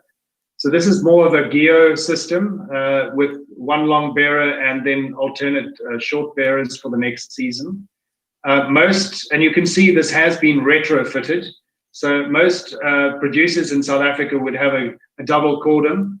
But here in Robertson, they prefer to use this method. It's much more fertile because a cordon trained vine out in Robertson, you would often would yield way too low. You'd end up with too much vigor on your vines, and you'd end up pushing the pH of the wine way too high and not having wines as interesting as what Springfield make. So this is their method ancienne, the 2016 we have in our glass. I think a fantastic example of a wine coming from Robertson as well, that shows what you can do in a warm climate in this area of South Africa. Very interesting is that you usually talk about warmer climates wanting to block the malolactic because you want to preserve the acidity and keep what's actually left. But in this wine, they have gone full on 100% malolactic fermentation. So they're not afraid of losing that malic acid that would be that piercing energy of the wine. But still, it's not milky, it's not yogurty, it's not fat. It's creamy, but it still has life and a lot of freshness. So I think that's you're being pretty brave, but you can trust your souls and the quality of these old wines actually produce. Yeah, I think one thing about this vineyard too is that it's from Clone 3, which is a Davis clone. I got to know it quite well in California.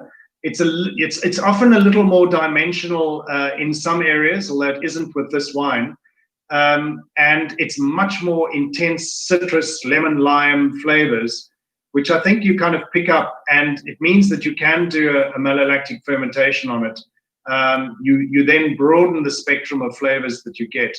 And another interesting thing is this is situated on 101-14 rootstock, which is not commonly used anymore in the wine region, but because it's close to the river area and it's and is in this part of Robertson, it does quite well. And 101-14 also induces earlier ripening, so you're not going to hit those heat waves that may come through the winelands.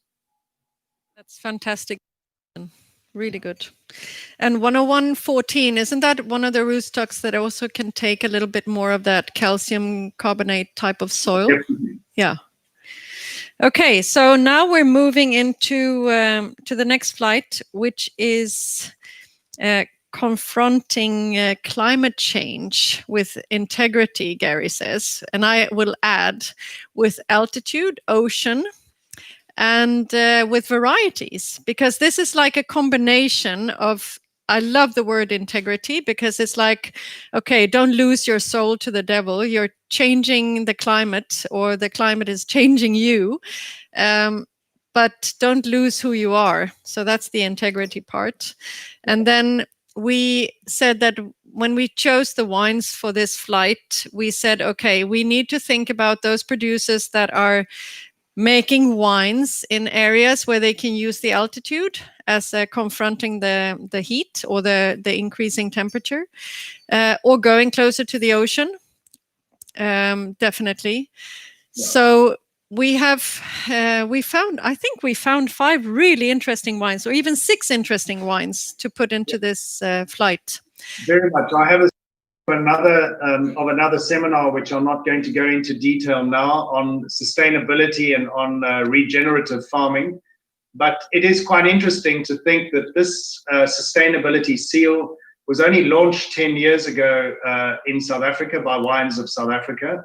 Greta Thunberg was 7 years old at the time, and how much has changed. And when we look at the next 10 years, I'm pretty sure we're going to find many organic, biodynamic, sustainable farms, far more than what they are at the moment.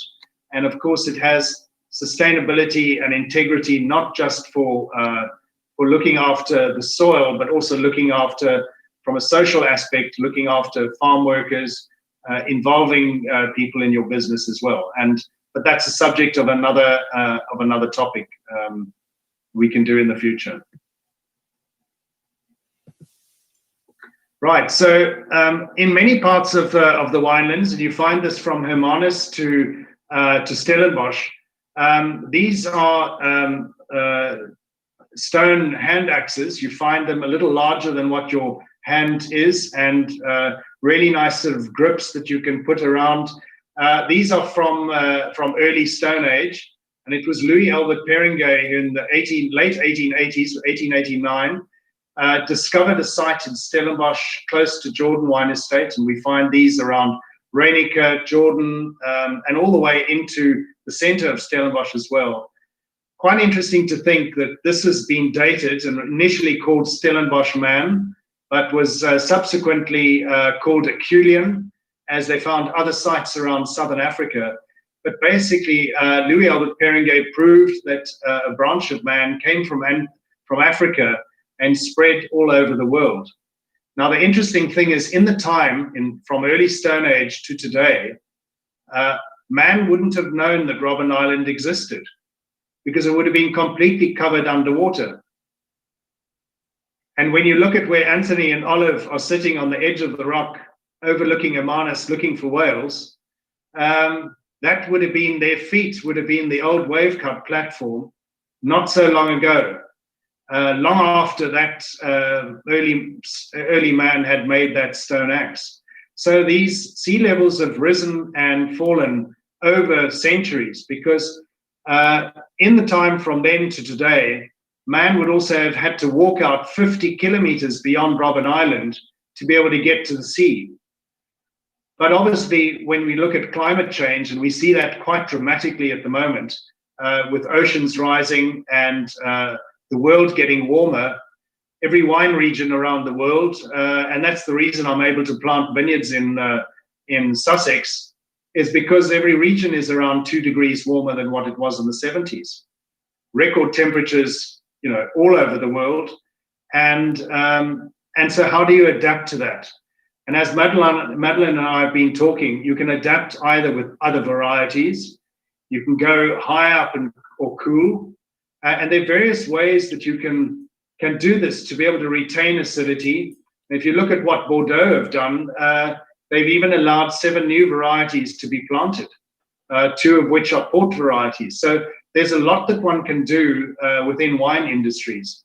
But I think it's fair to say that in 100 years' time, there will be wine regions that will no longer make the same type of wine. Alcohol levels would either have risen so much that they will then be experimenting with other cultivars to be able to bring those levels down, as we'll see quite successfully in South Africa. And even at Jordan Wine Estate, this photograph taken in the 1920s, here on the sort of southeast slopes, were growing peach trees of a variety you couldn't even get to fruit in Stellenbosch today. It's just become so much warmer. Hence, that's what it looks like. It's all just full of vines. And, higher up and cooler is where you would plant white grape varieties. We've done some interesting things, though, looking at climate change on both continents. So in Stellenbosch itself, we're going to be the first commercial producer of Assyrtiko. It was initially a 20-year quarantine period, going down to 5. This is now all this last year been planted to Assyrtiko. This is what it looked like at the end of the growing season, with Stellenbosch town in the background, the Simmonsburg over here, and looking through the gap towards Franschhoek, and down in the valley, that's Mulderbosch there in the background down in the valley. So we're looking at dryland farmed Assyrtiko growing in the same type, Kalura type, as what you would find in Santorini. It's extremely exposed. It's the only part of Jordan that gets the wind. Unfortunately, we're not able to taste it today because this is the age of the vines. But certainly in the next year or so, we'll be repeating the exercise, and you'll hopefully be tasting the some South African version of the Certico. Yeah, is doing a Certico, Stellenbosch doing a Certico. Yeah, in advance of that, we've now been amphora and putting our old Chenin Blanc vines, which are now part of the Old Vine group, planted by my dad 38 years ago. We've been getting our amphora ready for the Certico. So I didn't want to practice on the first grapes coming from the Certico itself. So they'll be ready for the next year's vintage. And of course, I have to just quickly slip in some slides because this is where I've been in lockdown since March. This is Maas Hall, looking at the old Oost House, which is one of the newer buildings that was built in the 1700s. This dates from between 1100 and 1300. And you see that itself. And then vineyards, that's what it looked like just before we planted the cover crops. And we've got permanent cover crops growing there right now. Okay, so we get on to the topic with the wines. We don't have a slide for the Mentors Grenache Blanc, but I think, Madeleine, you'll be able to take people through the wine itself, all based on granite in the Paarl region. Yeah, just quick. That Grenache Blanc is one of those varieties. When we were talking, Gary, we were saying, wow, Grenache Blanc suddenly become really, it's become a really key blending component to many of the most amazing white blends in South Africa. But it was planted long ago. And if you go through looking at the specific bottlings, you can find also about like Palomino.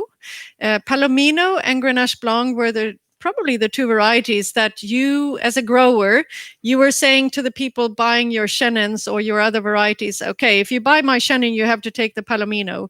If you buy my Chenin, you have to take the Grenache Blanc, because they couldn't get rid of it because it didn't really have the status. And today, Claret Blanche as well. Sorry, which one? Blanche as well. Claret Blanche as well. So today, the young dynamic producers that go around and they knock on the doors of the growers and they say, can we buy your grapes? They would be fighting over the Palomino of the Grenache Blanc and the Claret Blanche. And 20 years ago, and I would say the same with Cinsault. The Cinsault would also be thrown out the door together with any Shiraz or whatever, because no one really wanted it, because it was like seen as the lower class, right?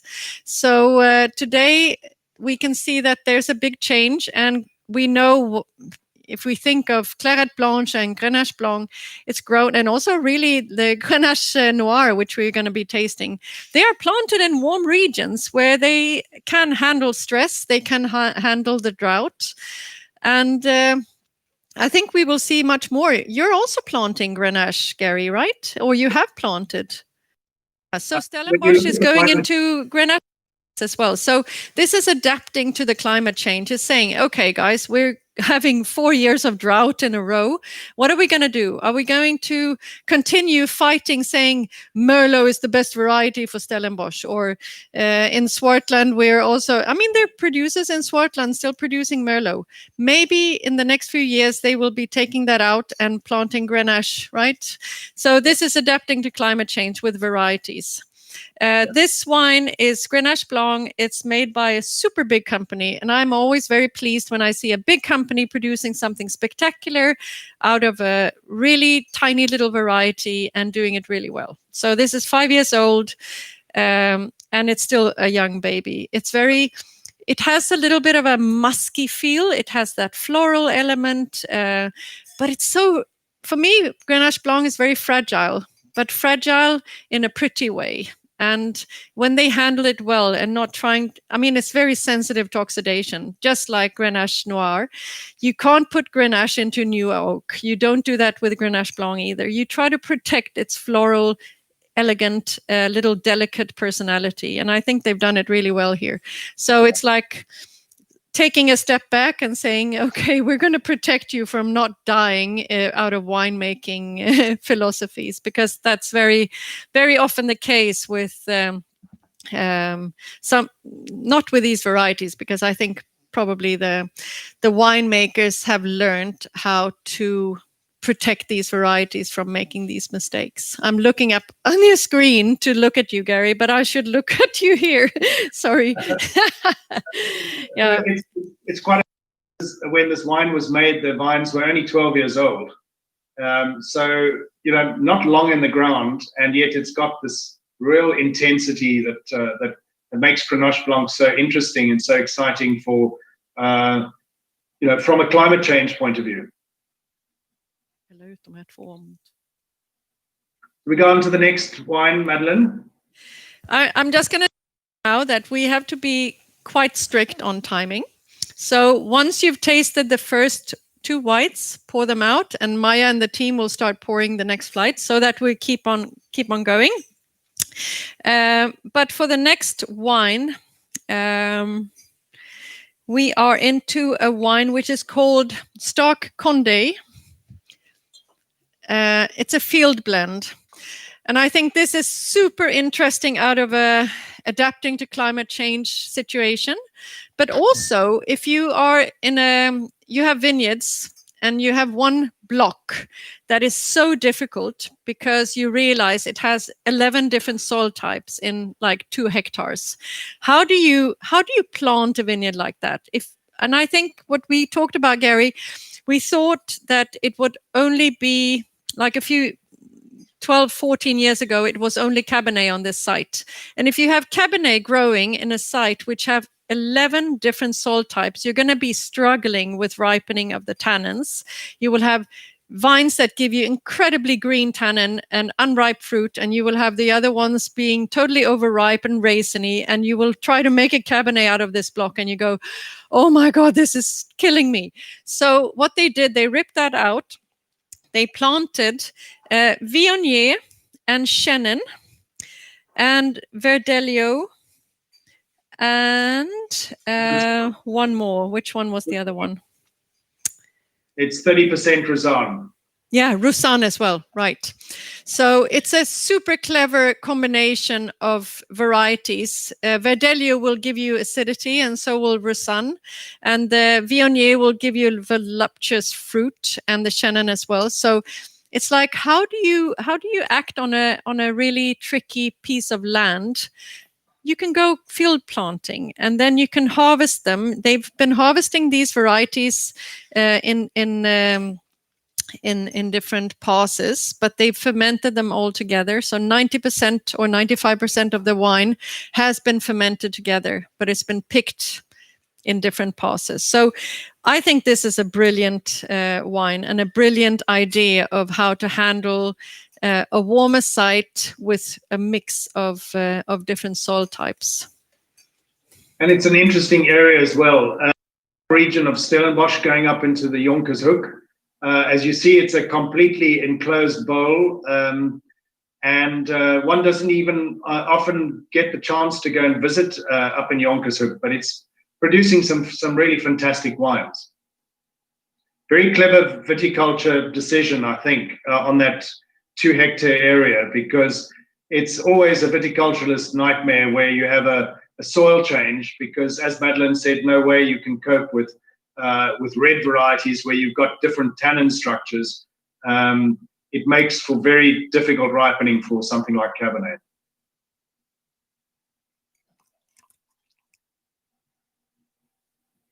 Oh, into the wine. We are moving. You remember the map when we saw the continents all glued together, and then there was this separation of the continents. So Gondwana land, India went on. I love it the way he described it, Gary. Just India left and created Himalaya. It's like, right, it left and it did press that land together and create those incredible mountains. But South Africa was glued to Antarctica. And this wine is a representation of where Antarctica and Elim, or the Agulhas plains were glued together. And if you do soil analysis of that part of Antarctica where this was glued together, and you do that same soil analysis in the Agulhas plains, you will find the same. So it actually proves they did stick together. They were married once upon a time. And this area, I think it's back to, is it 900 million years ago, if I'm correctly informed, that this Agulhas plain was actually created. Yeah. Makes us feel very tiny, huh? 900 million years ago. So this wine is it's a blend of Sauvignon Blanc and Semillon. And it's interesting, which year did you say, Gary, was 97% of the plantings in South Africa was Semillon?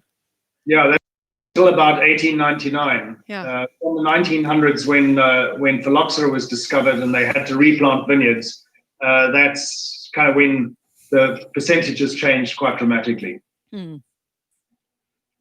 So a much newer region of South Africa. Elim, only over the last sort of 2 decades that anybody's ever planted anything there, and some really exciting wines coming out of that. But remember what I said is that it's quite exposed. You get more influence of rainfall during the summer months because of that, what they call the southeaster, and you get the black southeaster in this area, which literally just means stormy, and brings rain to this area, whereas in the rest of the traditional part of the Western Cape would blow any hint of rain away. But this part, the very southern tip of Africa, being Elim and Cape Agulhas, would actually catch that. And during the summer months is actually quite a cool area with wind blowing quite constantly. Windy, very windy. And I think if you go back 20 years, I know people were talking about Elim and that this was going to be the new future. But then it was like somehow it didn't really happen. And I tasted some amazing Sauvignons. And I think today the price of Sauvignon in South Africa, this area has the highest price Sauvignon grapes. So Sauvignon is still king, but I think Semillon is really, really proving itself. And I think the combination of in this wine is the half the Sauvignon and half the Semillon. You get the texture, you get the structure of the Semillon in this wine and the aromatics from the Sauvignon Blanc. But also thinking there's some Pinot Noir planted, there's some Syrah planted. But also we have to believe that or understand that there's very, very few strong companies in this area. They're mostly small growers and they don't have the marketing power, so they don't come out to the world to say, "Hey, Cape Agulhas and Elim, we are strong as a region," because they're so tiny. They're mostly growers, and I think 20 years ago we could see the potential, but they didn't really nail everything in terms of growing and producing. But today they're becoming really, really up to scratch. And also you've been tasting now a wine from Cederberg, the Chenin, and this is the same winemaker, the same producer, but it's 500 kilometers apart. Yeah. So the winemaker traveling from Cederberg during harvest, driving down to Elim vineyards, it's 500 kilometers. And talking about the contrast between altitude and ocean, I would say this is a very clever combination of wanting the extremities of making wine at two very, very strongly diverse places. Yeah, and the thing about it, there are many farming families down here who never planted vineyards before. So it's taken winemakers from other cellars to convince them to be able to plant grapevines. And this is kind of one way, as one looks at climate change, about using other regions to be able to grow some really exciting and good wines that would, I think, revitalize an industry that perhaps might get affected by warmer climates far easier than others.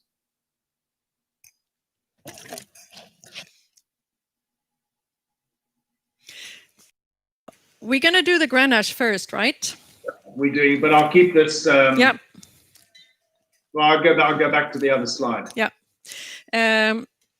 The next wine is a Grenache, and we talked about Grenache Blanc, and now suddenly we're in Grenache Noir.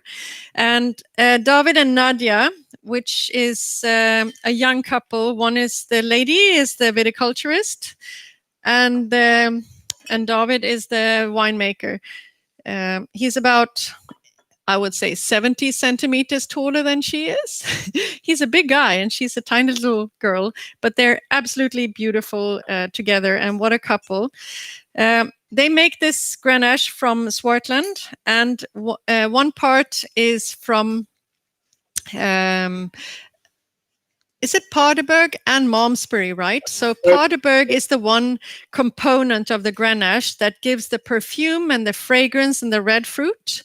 And then you have the Malmesbury shales, which gives more the density and the texture and the richness. So this is a clever combination of wanting to have Grenache fragrance and the power and the density and the structure of Grenache. It's a great wine. I love the of it as well. Unfortunately, didn't receive a slide in time to be able to show the vineyard. Red fruit, it's so much of that strawberry, the prettiness, the floral note, but at the same time, it's not at the expense of having enough body and texture and structure. Yeah. The wine was super interesting. Yeah. Whole bunches punched down. And also some 500-liter oak barrels. So the vineyard that was used to make this wine from, and on average was about 20 years old. So when you look at the analysis of the wine as well, quite not that high in alcohol, so it's around 13%.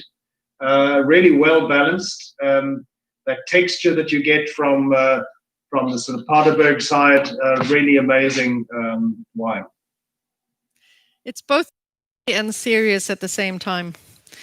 For me, I don't know if I've tasted, maybe the Soldat, the one that Eben Sadi is doing. That's from Pickeneerskloof, and that's an area where we didn't find a wine to include in the seminar from Pickeneerskloof, because the only one that we know is available would be the Soldat, and that's sold out, unfortunately, so we couldn't get hold of a bottle. But otherwise, Pickeneerskloof is something that is in between Swartland and Cederberg, so it's about 700, 800 meters above sea level, and beautiful old vines of Grenache and Cinsault and some Carignan as well, I think. Yeah. Okay, let's go into the next wine, which is the Cederberg Shiraz. So now we're going back into altitude, and this is where we have the red shale. So this is a superb picture of something that you would run into in South Africa. How many would have thought that you would see a vineyard like this from South Africa? That soil, it's quite amazing. And what I've learned is that there's different type of shales on this property, and it's gray blackish, and red. And the red, correct me if I'm wrong, Gary, but the red has a little bit more clay content, and therefore it also maintains moisture better, and therefore you need less irrigation in the vineyards. And also the root, the shale, if you break a piece of this, it's easy to break. It looks like this is also interesting. Slate is much harder. You can't break slate. That's the reason why slate is, you use it for flooring and you use it for tiling on roofs, on houses. But shale you can never use because it soaks up the moisture in a totally different way. It would probably break the house, the roof of the house. But if you break this, it just falls into pieces. And so it's very, very good for the roots. They can just penetrate all the way through and soak up the nutrition and the water. It's a beautiful color. Now it's quite interesting. They would have had to rip right through these shale layers. It obviously adds drainage and enables the roots to be able to penetrate through there. But a great example of what you you don't really find this in other regions, that people would be brave enough to rip through the shale and plant these most incredible vines. You will find the differences here is that you will find a lot more perfume, a lot more direct spices, and I think also in terms of tannin, the tannin can be quite aggressive. So I think you have to be very careful with the extraction of the grapes making these wines, because they can become quite bold and risking to become even monstrous. Would you say, Gary? Yeah. Yeah. Because there's not, I mean, look at it, it's just rock. Just rock. Yeah, vineyard establishment is not easy. So they've got drip irrigation in most of the vineyards, but it's quite a difficult task just to even find some soil to put the vine roots into. Sometimes David's actually brought some soil in just for when they're planting the vine itself. So you move the rocks out of the way, put the soil in, and cover up around the vine. And as you see, vineyards thriving. I mean, you know, all geologists love to work on soils like this because we love rocks. And I always find some of the best wines in the world are made on the rockiest areas. And in choosing where we wanted to plant in England, for instance, many of the consultants in the area were avoiding certain spots, which is exactly what I was looking for, because I'm not looking for lower lying, chalky clay soils. Something much more interesting close to a rocky area that you can rip through will have much better drainage.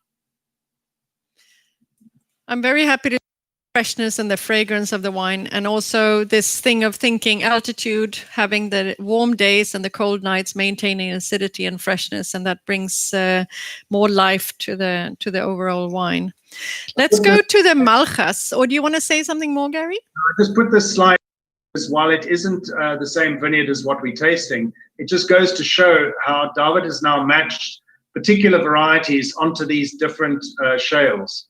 And where you went from that one being much more red, orange color, and you can imagine picking up a lot of heat, you then go on to that, which is a lot more sort of a greeny, dark color shale. It's got quite different chemical characteristics. And so hence the vine cultivars changed. Okay. Now we get even further around the east coast, and here we're looking at one of the ancient beds of the Breeder River. So looking at these quaternary gravels, situated, this particular vineyard near Malchas is situated high above the present river level, in the old river beds, which would have been in a completely different era and would have run in a different direction. But you can see the old river gravels are actually situated on top of shale. So when you look at that slide as well, this part, you can even see it's still bent slightly, and this is the real base of, during this excavation, some of the pebbles drop down here, but the top would be these pebbles, lower down would be shale, and to do the soil preparation, you need to get into these lower layers. So it's got to be ripped probably at least 1.2 to 1.5 meters deep, just so that the roots can establish. We're about Malchas and David Trafford, who's actually based in Stellenbosch, but went on a little trip, I think early 2000s, and saw this place and saw the soils and just said, God, we have to establish a vineyard here. So I think the vines are probably 14, 15 years old by now. And just to see these stones and to see, if you look at the vineyard, it looks like going into Châteauneuf-du-Pape with these rounded big stones. And to be so clever to plant Touriga Nacional as a variety. But he makes a wine called Seine, a white and a red. but then also have sold grapes to Duncan Savage, who's making this wine. And Duncan used to be the winemaker of Cape Point. So he was the one who was making incredible Sauvignons and Semillons and even Chardonnays, but he wasn't very known for making red wines. But I think the style of this wine going into Touriga Nacional Syrah co-fermentation and showing the perfume and the freshness and the elegance. I really adore this wine. This is so clever. And to see that we go into a totally different area. It's the mouth of the Breed River, and Breed River Valley hasn't really got a great reputation for being a region of fantastic quality. But I mean, Breed River Valley does give life to Robertson and the Chardonnay we tasted from Springfield. And this is like the end of the mouth on the much further on the east coast. And together with Elim and Agulhas and Malchas, those three areas would be called now the Agulhas Wine Triangle. And I think a few of you were actually joining us when we did a presentation on Elim and Cape Agulhas, or the Agulhas Wine Triangle and old vines, about a year ago. Yeah. And what Duncan does so well, fantastic wines. This is his Savage Are We There Yet? I think a lot in the name, because with this being a 2019 wine, Are We There Yet? It takes a long time to get to this particular vineyard, and you drive over these hills as you're going over these old cobblestone hills of the old basement of what would have been this ancient river. And it's not quite at the mouth of the river, but further along, so has an influence just very close to where the seawater and the freshwater mix, and that comes sometimes as high up as Malchas. So, and very interesting area from that point of view. But with Duncan really taking a new take on Touriga Nacional, making this kind of exciting wine from 14-year-old vines, this particular vineyard, I think is really quite exciting.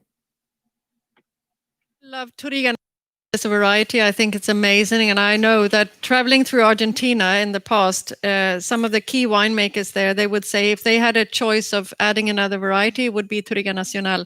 And it does have that violet perfume. It does have that incredible spiciness and pepperiness. And it does have freshness and elegance if it's grown in the right place. And I mean, it survives Douro. And Douro is pretty hot and pretty droughty. So if South Africa should take on another variety, I think for planting, I think Touriga should be the one. Sure. Right, next flight, guys.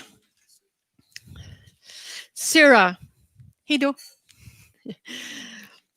The people that leave are the ones that told me before, we have to leave at this time. So don't take it personal. Good to know, huh? Okay, Syrah. We are moving into a flight where we have some incredible Syrahs. And I think it's a one statistic that I really would like to share with you that I think is telling a lot about the history of South Africa and the different plantings. In 1990, Shiraz had 0.7% of the area. In 2013, which is actually the same statistics as today, it's about 10.5%. So that says that this variety was nothing in 1990. It was a tiny little drip in the ocean. And today, Shiraz Syrah, I'd love to actually call it Syrah rather than Shiraz, because if you would have asked me 10 years ago, I would have said South Africa makes Shiraz. And if you ask me today, I would say South Africa makes Syrah. But people think that Shiraz sells better than Syrah, probably, name-wise. Shiraz is growing up. Syrah is growing up in South Africa. It's becoming more perfumed. They're daring to use more whole bunches. They're daring to make the wine more peppery, more linear without losing palate weight. And I think in the past, they were all looking at Barossa. And now I think they're all looking at Côte Rôtie. So it's a bit of a trend change there. What do you like to add, Gary, about Shiraz, Syrah? Styles that are coming out, particularly of these sort of wines that we're going to be tasting today, both scattered from the Swartland, this particular one from Gabriel's Kloof, their whole bunch Syrah, the 2019.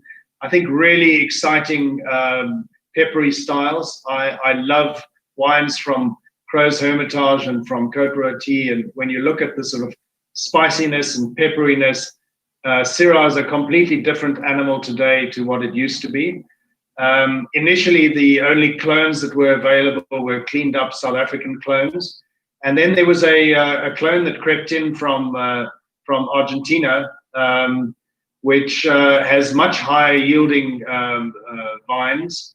So never really produced the best Syrah that you would expect coming out from some of the warmer regions.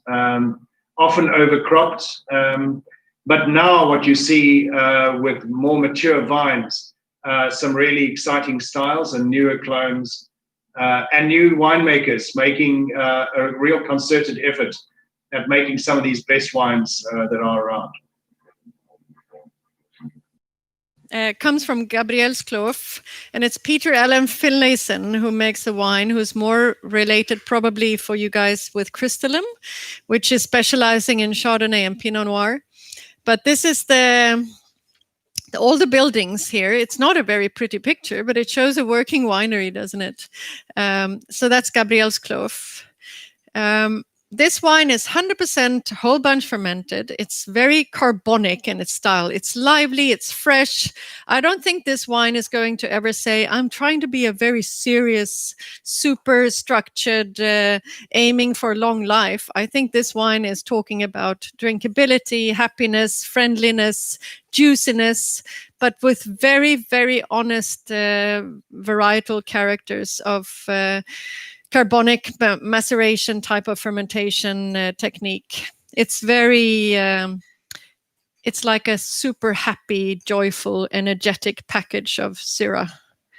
And our earlier flights of some of the Chardonnays coming from close to Hermanus, the Himmel and Arde Valley, right down here near the coast.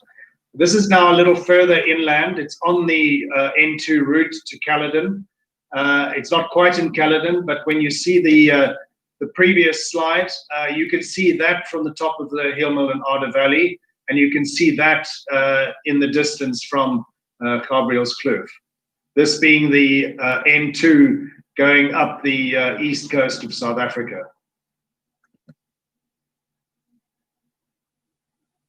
Tasted this wine before? Have you tasted the whole bunch from Peter Allen? No, it's. I don't know what you guys say, but it's full of olive tapenade and all these characters, but it's so juicy and so refreshing. Yeah. Quite a. I would say a super modern take on Syrah from South Africa. The next one is Lismore. So we're staying in the same, or not the same, but Greyton. Lismore. Greyton, just past Greyton, the only winery in that region. And I think Samantha O'Keefe, she's from California. Or is she from California? She lived in California. She's American, but she moved to South Africa like 23 years ago or something. And was so influenced by what she felt, the energy of the place and the energy of the people, that she decided to come and make wine here. So she is from a totally different industry, filming industries, I think, Hollywood, I don't know.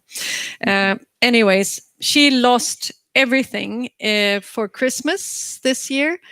Everything burnt down. There was a fire in the area. They took the vineyards, they took the winery, they took her barrels, everything. But I think this story, she's a survivor. But if you think of how the industry has helped her to, they picked grapes and given to her so that she can make her own wine. because she lost her vineyards.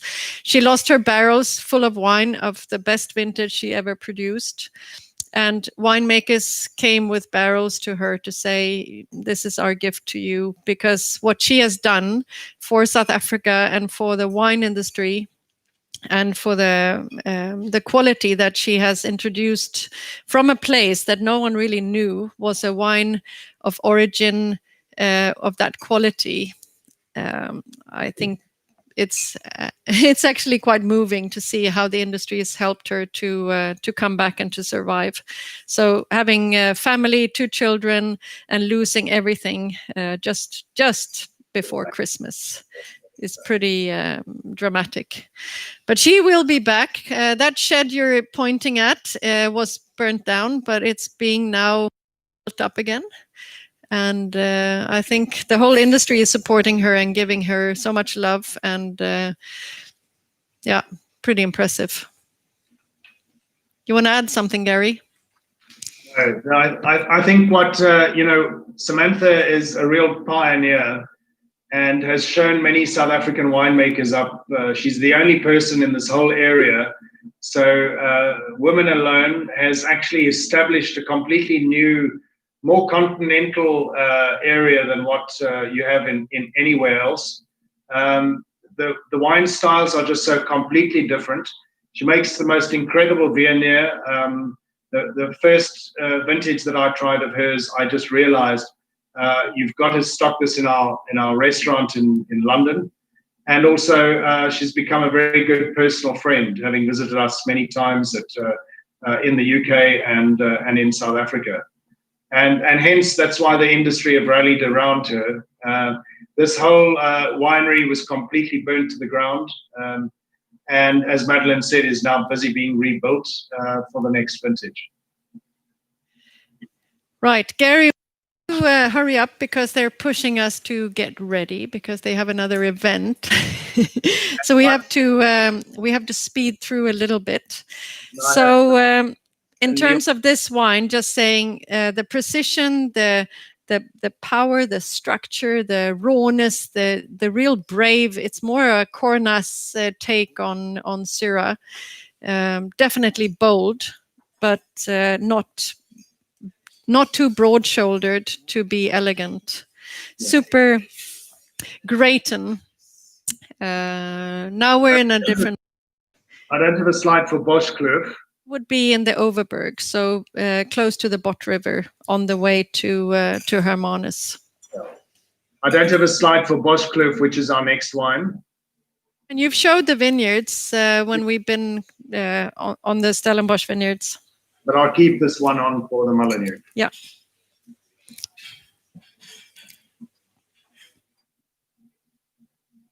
So I think the Boschkloof, which is situated again only just two properties away from us at Jordan Wine Estate in Stellenbosch, making absolutely amazing wines.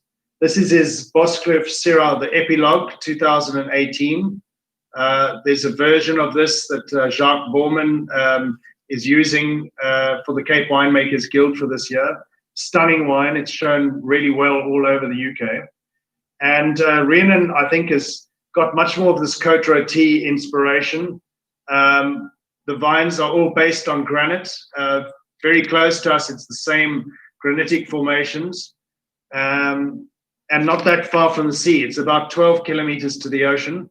But when you look at the sort of pepperiness and spiciness coming from that area, I think a really fantastic example of some great Syrah coming out of this cooler side of Stellenbosch.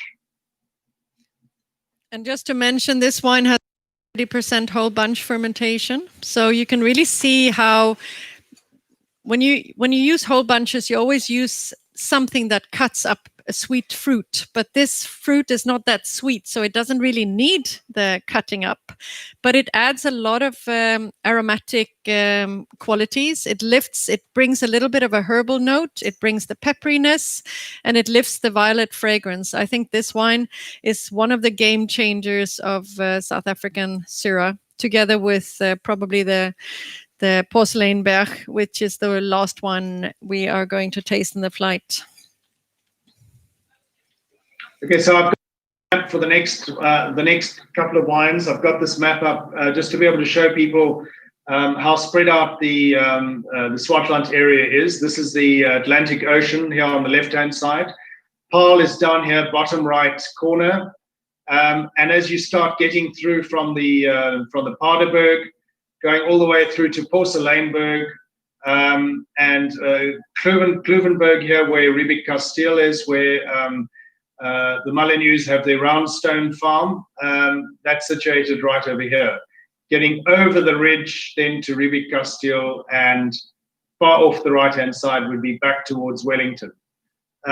So really interesting area, geologically quite different. So here where you get the Paardeberg, still an influence of Cape granite, but this is that 580 million year old intrusion in this area. And then once you start getting over to this side, you're getting more schist shales out in the greater part of the Swartland itself. And then back over the hill, close to where the between sort of Riebeek Kasteel and Wellington, back on shale again. But these are much older shales. These are these 800 million year old shales. We all Molyneux are the ones that, together with Eben Sadi, I would say, have been able to push in the right direction the prices of South African wines. So I think there's always a country handicap, and South Africa has always been caught in that, together with some other countries in the world. So if you put these wines next to other wines in the world that are priced much higher, they will always deliver incredible value for money. And then you always have to say, okay, so when are you going to be the incredibly underpriced, over-delivering quality for the money?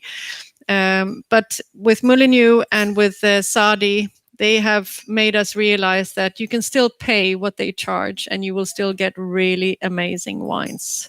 So I think we need to help the South African winemakers to gain the confidence to charge what the wine is worth.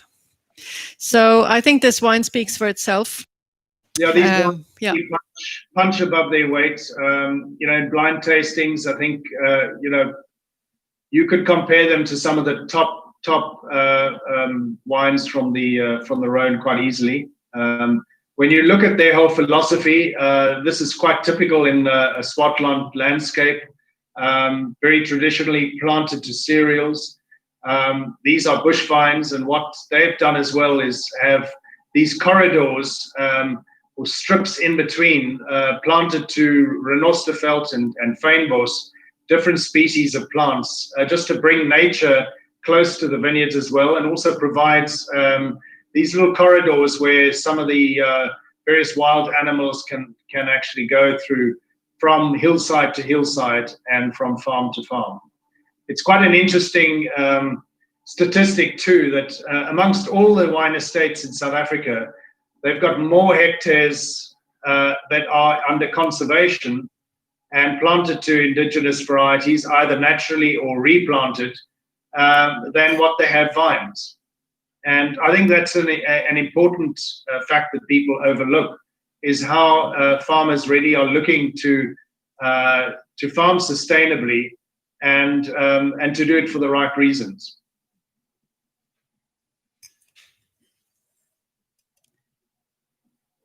So this is a photograph Madeleine took on a recent visit there, looking back towards the vineyards. Madeleine, you want to say a little bit more on the wine? Yeah, Maya is pushing us to hurry up. Okay. No, I as I said, when we taste the Molyneux wines, you have the granite, which is always much more linear. And then you have the schist, which I think is more the power, the structure. And then you have the ironstone, which always gives you an added, like that blood, raw meat kind of character. So those three are always so incredibly different. And I think it's fantastic that they have put soil types on the labels, even if I know, and we all know, that soil is not the key to quality, but it's actually a way of explaining that the place, terroir, exists also in South Africa and in Swartland and all over the place. So I adore the wines, and especially the schist. For me, this is my favorite one for this vintage. We need to move on to the Porcelainberg, which I think would be something that you can just quickly explain. Porcelain is what we we think of the plates and porcelain. This is a really special place, and I think that this vineyard and this wine, Porcelainberg, it was bought by Buchenholzkloof. And I think it's one of those wines, together with Boschkloof, that has put Syrah on the map in a way that I don't think anyone expected Syrah to be so attractive from South Africa. Well, much the blue schist, you can see even the color on the rock itself. Quite different to any of the other rock types that we've been looking at. Perhaps quite similarly to the Molyneux, the schist, and you can see the similarities in it. But here you even have a color change as well, making some really exciting wines. And when you see the vineyards themselves as well, Mark's been quite involved with Cully Lowe, who's the sort of person right on the ground, and I think these wines are just absolutely stunning when you look at the Porcelainberg itself. When you put it into this glass, it's like exploding with complexity. It's meaty. It's got that smoky charcuterie. It's got pepperiness. It's got lavender. It's got violets. It's got pepper. It's got everything on the nose. But then on this, we have to remember this is a very warm vintage, and I think there's been a few vintages with really strong drought conditions, and then you have these really strongly reflecting soils, because these soils, it's like putting a mirror on the ground, and they are definitely giving a lot of ripeness to the grapes, but they can handle it even in a vintage like this.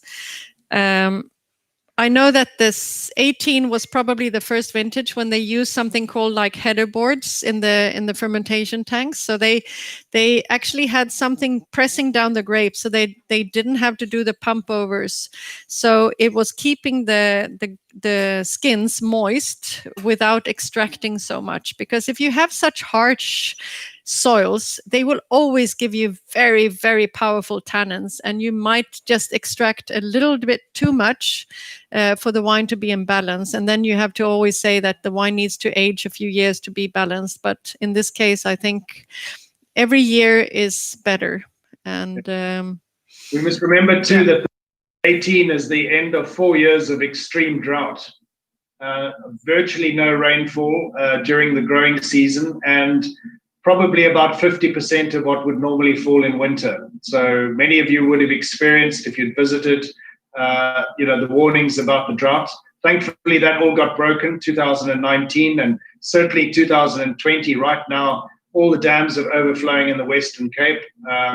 Water reservoirs are all full, and groundwater has been replenished.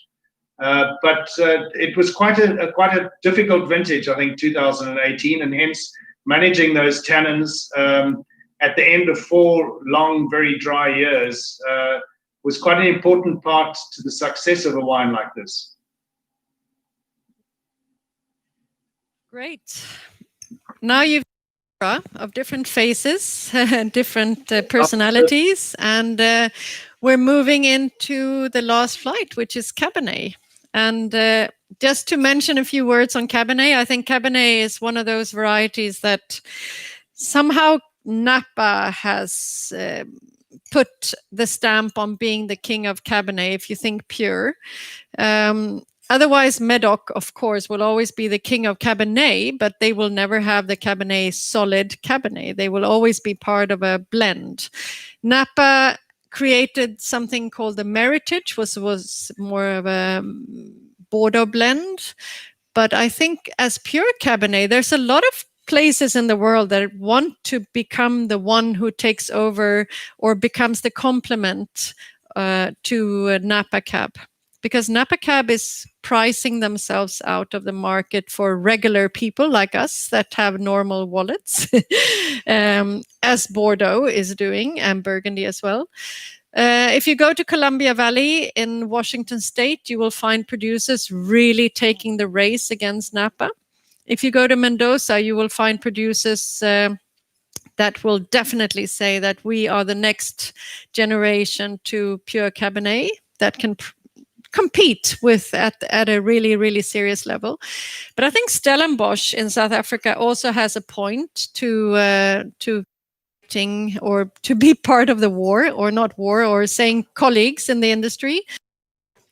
But I think Cabernet from South Africa has been a bit underrated, but also has been a little bit of a victim of being bigger than they should, extracting a lot, putting a lot of new oak in it, becoming maybe a little too monstrous to be attractive.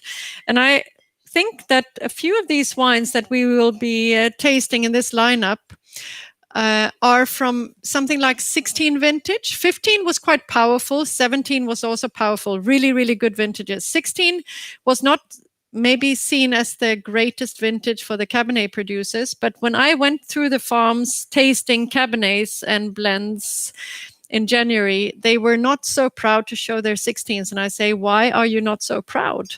And they said, well, we couldn't extract so much and we couldn't use that much oak. And I thought, that's so good for you guys, because now you have to stand back and you have to say, we want juiciness, we want perfume, we want elegance, and we want freshness. So suddenly I was like smiling and thinking, so good for you guys to actually be a little bit nailed here with not being able to extract it as much as you wanted to. I might be a little critical here, but I think some of these producers have done a really great job in a tough vintage, because they had to stand back a little bit from wanting to be powerful. Now, what we're going to be doing is tasting Stellenbosch Cabernets, and then we're also going to be tasting one from Franschhoek just over the hill.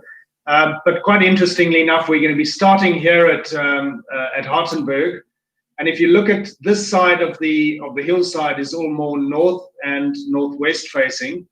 Up Stellenbosch Kloof, which is where Jordan is situated here, and De Morgenson itself, this whole area, this whole valley area, is all mostly south facing, so hence better for white wines.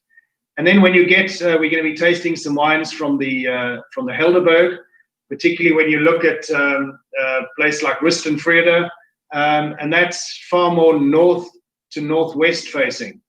And then obviously Kanonkop up here, also west facing and west northwest. So kind of in the central bowl of Stellenbosch, making some really interesting different cabs. Going back to this slide, you can see how interesting it is up against the mountains. We're now looking at this very small area of Stellenbosch, and then behind it, just one example from Franschhoek as well. Geologically, I'll quickly skip this because I don't know that we've got time. But that kind of gives you a little, this part which is white below is where where False Bay is. And these are all the different regions of Stellenbosch over here that we're going to be tasting these wines from. And here you see the elevated area of the Helderberg, and that's the elevated area of the Simmonsberg, with these mountains here forming the Bottleray Hills. So we come on to our first wine, the Hartenberg Cabernet. I was just going to say that when you talk about Hartenberg and Bottleray Hills, it's one of those that you would say it's a little bit lower altitude and also has the warmest sites because it's facing more to the northwest, right? Yeah. So ripeness is never an issue, but also when you think of Hartenberg, you always think, okay, they're specializing in Cabernet and in Shiraz, but they also have a property where they make some really astonishing Chardonnays, which are super fresh and vibrant. So that's all about aspect. So you always have to think that all these mountain ranges and all these hills, they will always give you different aspects. And aspect from the northern hemisphere, we always say we're looking for southern aspects to get the more warmth, and the northern aspects you will hardly ripen the grapes. But if you go to the southern hemisphere, it's the total opposite. So here you will be looking for a cooler site going south, and for a warmer site you go north. So aspect is very, very key to all of these styles, and I think the Cabernet flight is more important than all the other flights when it comes to just aspect, because we're so much focusing also on Stellenbosch. And I think this Hartenberg wine, it's super elegant and fresh, but still ripe enough to be juicy, soft. I'm actually very proud that South Africa is representing, or Stellenbosch is represented shelves by a wine like this, because it does show the greatness, but also the drinkability of Cabernet in this style. It's both herbal and it's juicy and it's cassis driven, but it has freshness and elegance and very fine tannin. And while it's also Cape granite, the soils are much more gravelly than you get in other regions of Stellenbosch. As you see, quite fine gravels, often on coffee clip or this laterite. You can see from the color of the gravel, it's much more iron rich, and therefore the soils are much darker and dark brown and red.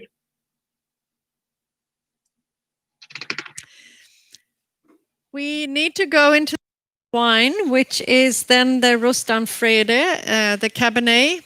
And I think now we're going into Helderberg. So now we're going into a totally different area, which is closer to the ocean. And you see the mountain, how it looks like. It's much sharper, much more pointy. And that means it's also a younger mountain. So it hasn't been eroded during such a long time. Helderberg, for me, always gives me a very strong ripeness, a very strong character, but also a very strong herbal character. So it has the coolness and the ripeness at the same time. And Gary, you would always relate this part of Stellenbosch to the aspect being a warmer northern aspect or northwest aspect. Yeah, that's right. And the soils themselves are really deep.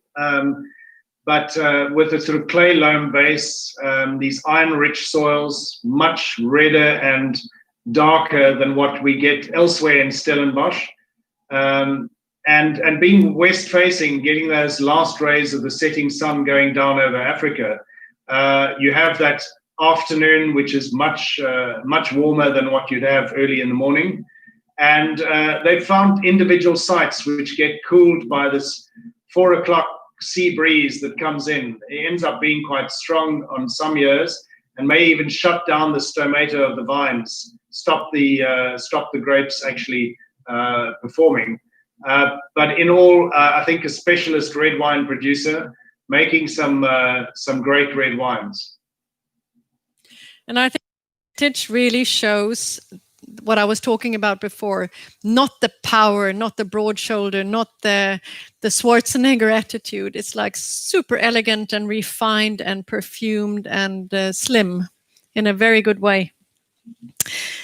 The next wine is another classic, and I think by showing this wine from Kanonkop, I think we are talking about don't forget the classics, because it's very often you fall into the trap to think, okay, what else is new? What else is new? You want to find the new producers, the coolest producers, the ones with the new grape varieties planted, and then you go back and you forget all the ones that have actually done a really good job and still doing a really good job in being the real proud classics. And I think this one would represent that in a very good way.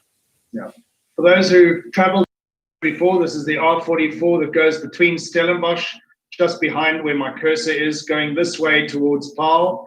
There you see the start of Paarl, and this is Paarl Rock itself. So you can actually see the granite outcropping here. It outcrops in a few places at Clonal, but the shaded area is where all their vineyards are. This is where the winery is situated, down in the central bowl over here.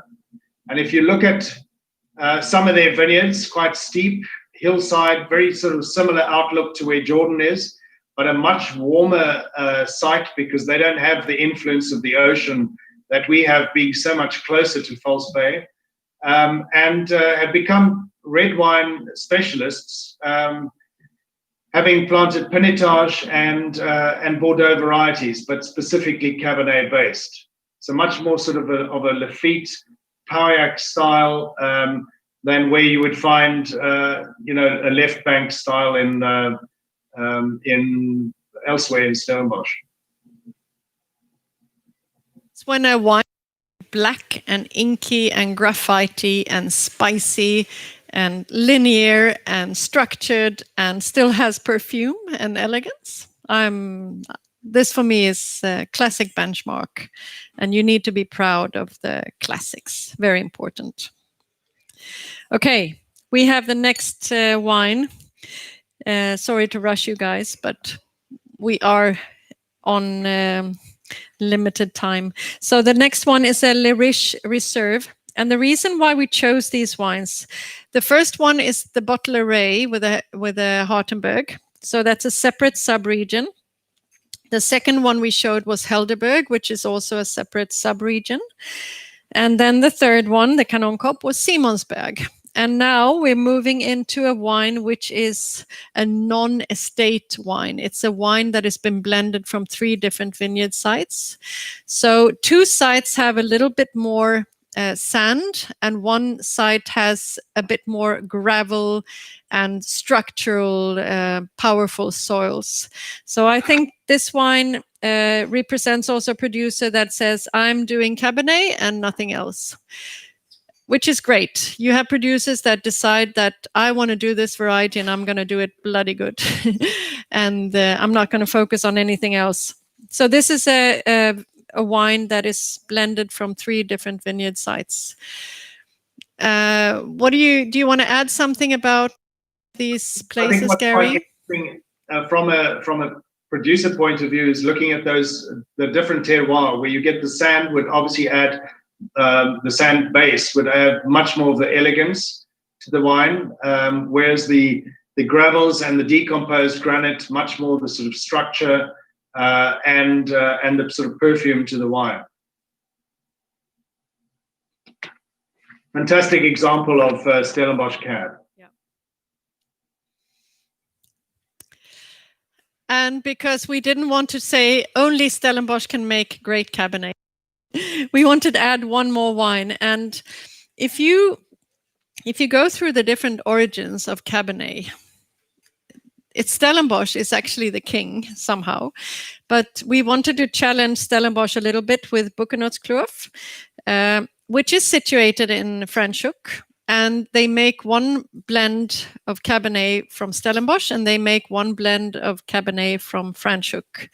And I think usually the Stellenbosch one scores a little higher, but we still said, hey, Franschhoek is the home of Bukkenhotskloof. So let's show the Franschhoek version, and also to show a different place, a different soil type, and also to mention that Franschhoek in the past, they used to be only planted to white varieties. So Semillon was king in Franschhoek. And during the quota system, there was no red varieties really planted in this area. So it was a white wine area. And in the last years, they've realized that maybe we can do some really, really great stuff with Cabernet and Shiraz. You want to add something, Gary, please? What really changed over the last few decades is that it was traditionally only the valley floor that was planted, and hence close to the river. And that's why it was all white varieties, because Franschhoek gets very hot in summer. So it's a central bowl area, it gets cool in winter, but it really retains the heat. It's a bit like an oven. And so producers who started moving up onto the hillsides that's where they started making some really interesting wines, and particularly red wines. And Mark Kent is making this cab, or started making cabs from there some years back. He also makes the Journeyman, which comes exclusively from Bukkenhoutskloef itself. And just so much more structure and power and fruit coming from these hillside slopes than what you ever would have had before. We in this wine that suddenly we have ripeness that is one step above the Stellenbosch wines. You still have beautiful structure, freshness, linearity, but the wine is broader shouldered and has more oomph and more alcohol as well. For me, it's a little bit more of a blockbuster style, but it definitely shows that it's a totally different terroir and different. It is more warm, and you think Stellenbosch versus Franschhoek, and then you think Franschhoek usually planted with white varieties and not red, and then you realize that they can ripen reds like this. It's a little bit controversial, maybe as well. More alcoholic than Stellenbosch examples, but that's for good reason, and you can taste that as well, being that sort of fuller, riper, broad-shouldered style. You know what? This is the last wine. You've managed to go through 27 wines with us. I think you've been amazing. And Gary, it's been fantastic to see the technique working. I'm super happy we have two technical brains helping us to get this to work. You're in London and I'm here, and we have the first and the only so far WOSA live tasting with South African wines in the world until now. You've been super brave. You've been sitting in 3 hours, and I'm extremely grateful for your time and your patience and your passion and for your time, Gary. I know they want you to go back and say, hey, Cape Winemakers Guild auction tasting. Where are you, Gary Jordan? You're the only one in Europe that can help us out. So you have to go back. and to Maya as well, and team, really fantastic. Thanks for the suggestion. And we've got Neil Martin and Tim Atkin waiting now for a live tasting. So I best be off. Tell them that it's Madeleine. Blame me, it's okay. Thanks, Gary. Bye.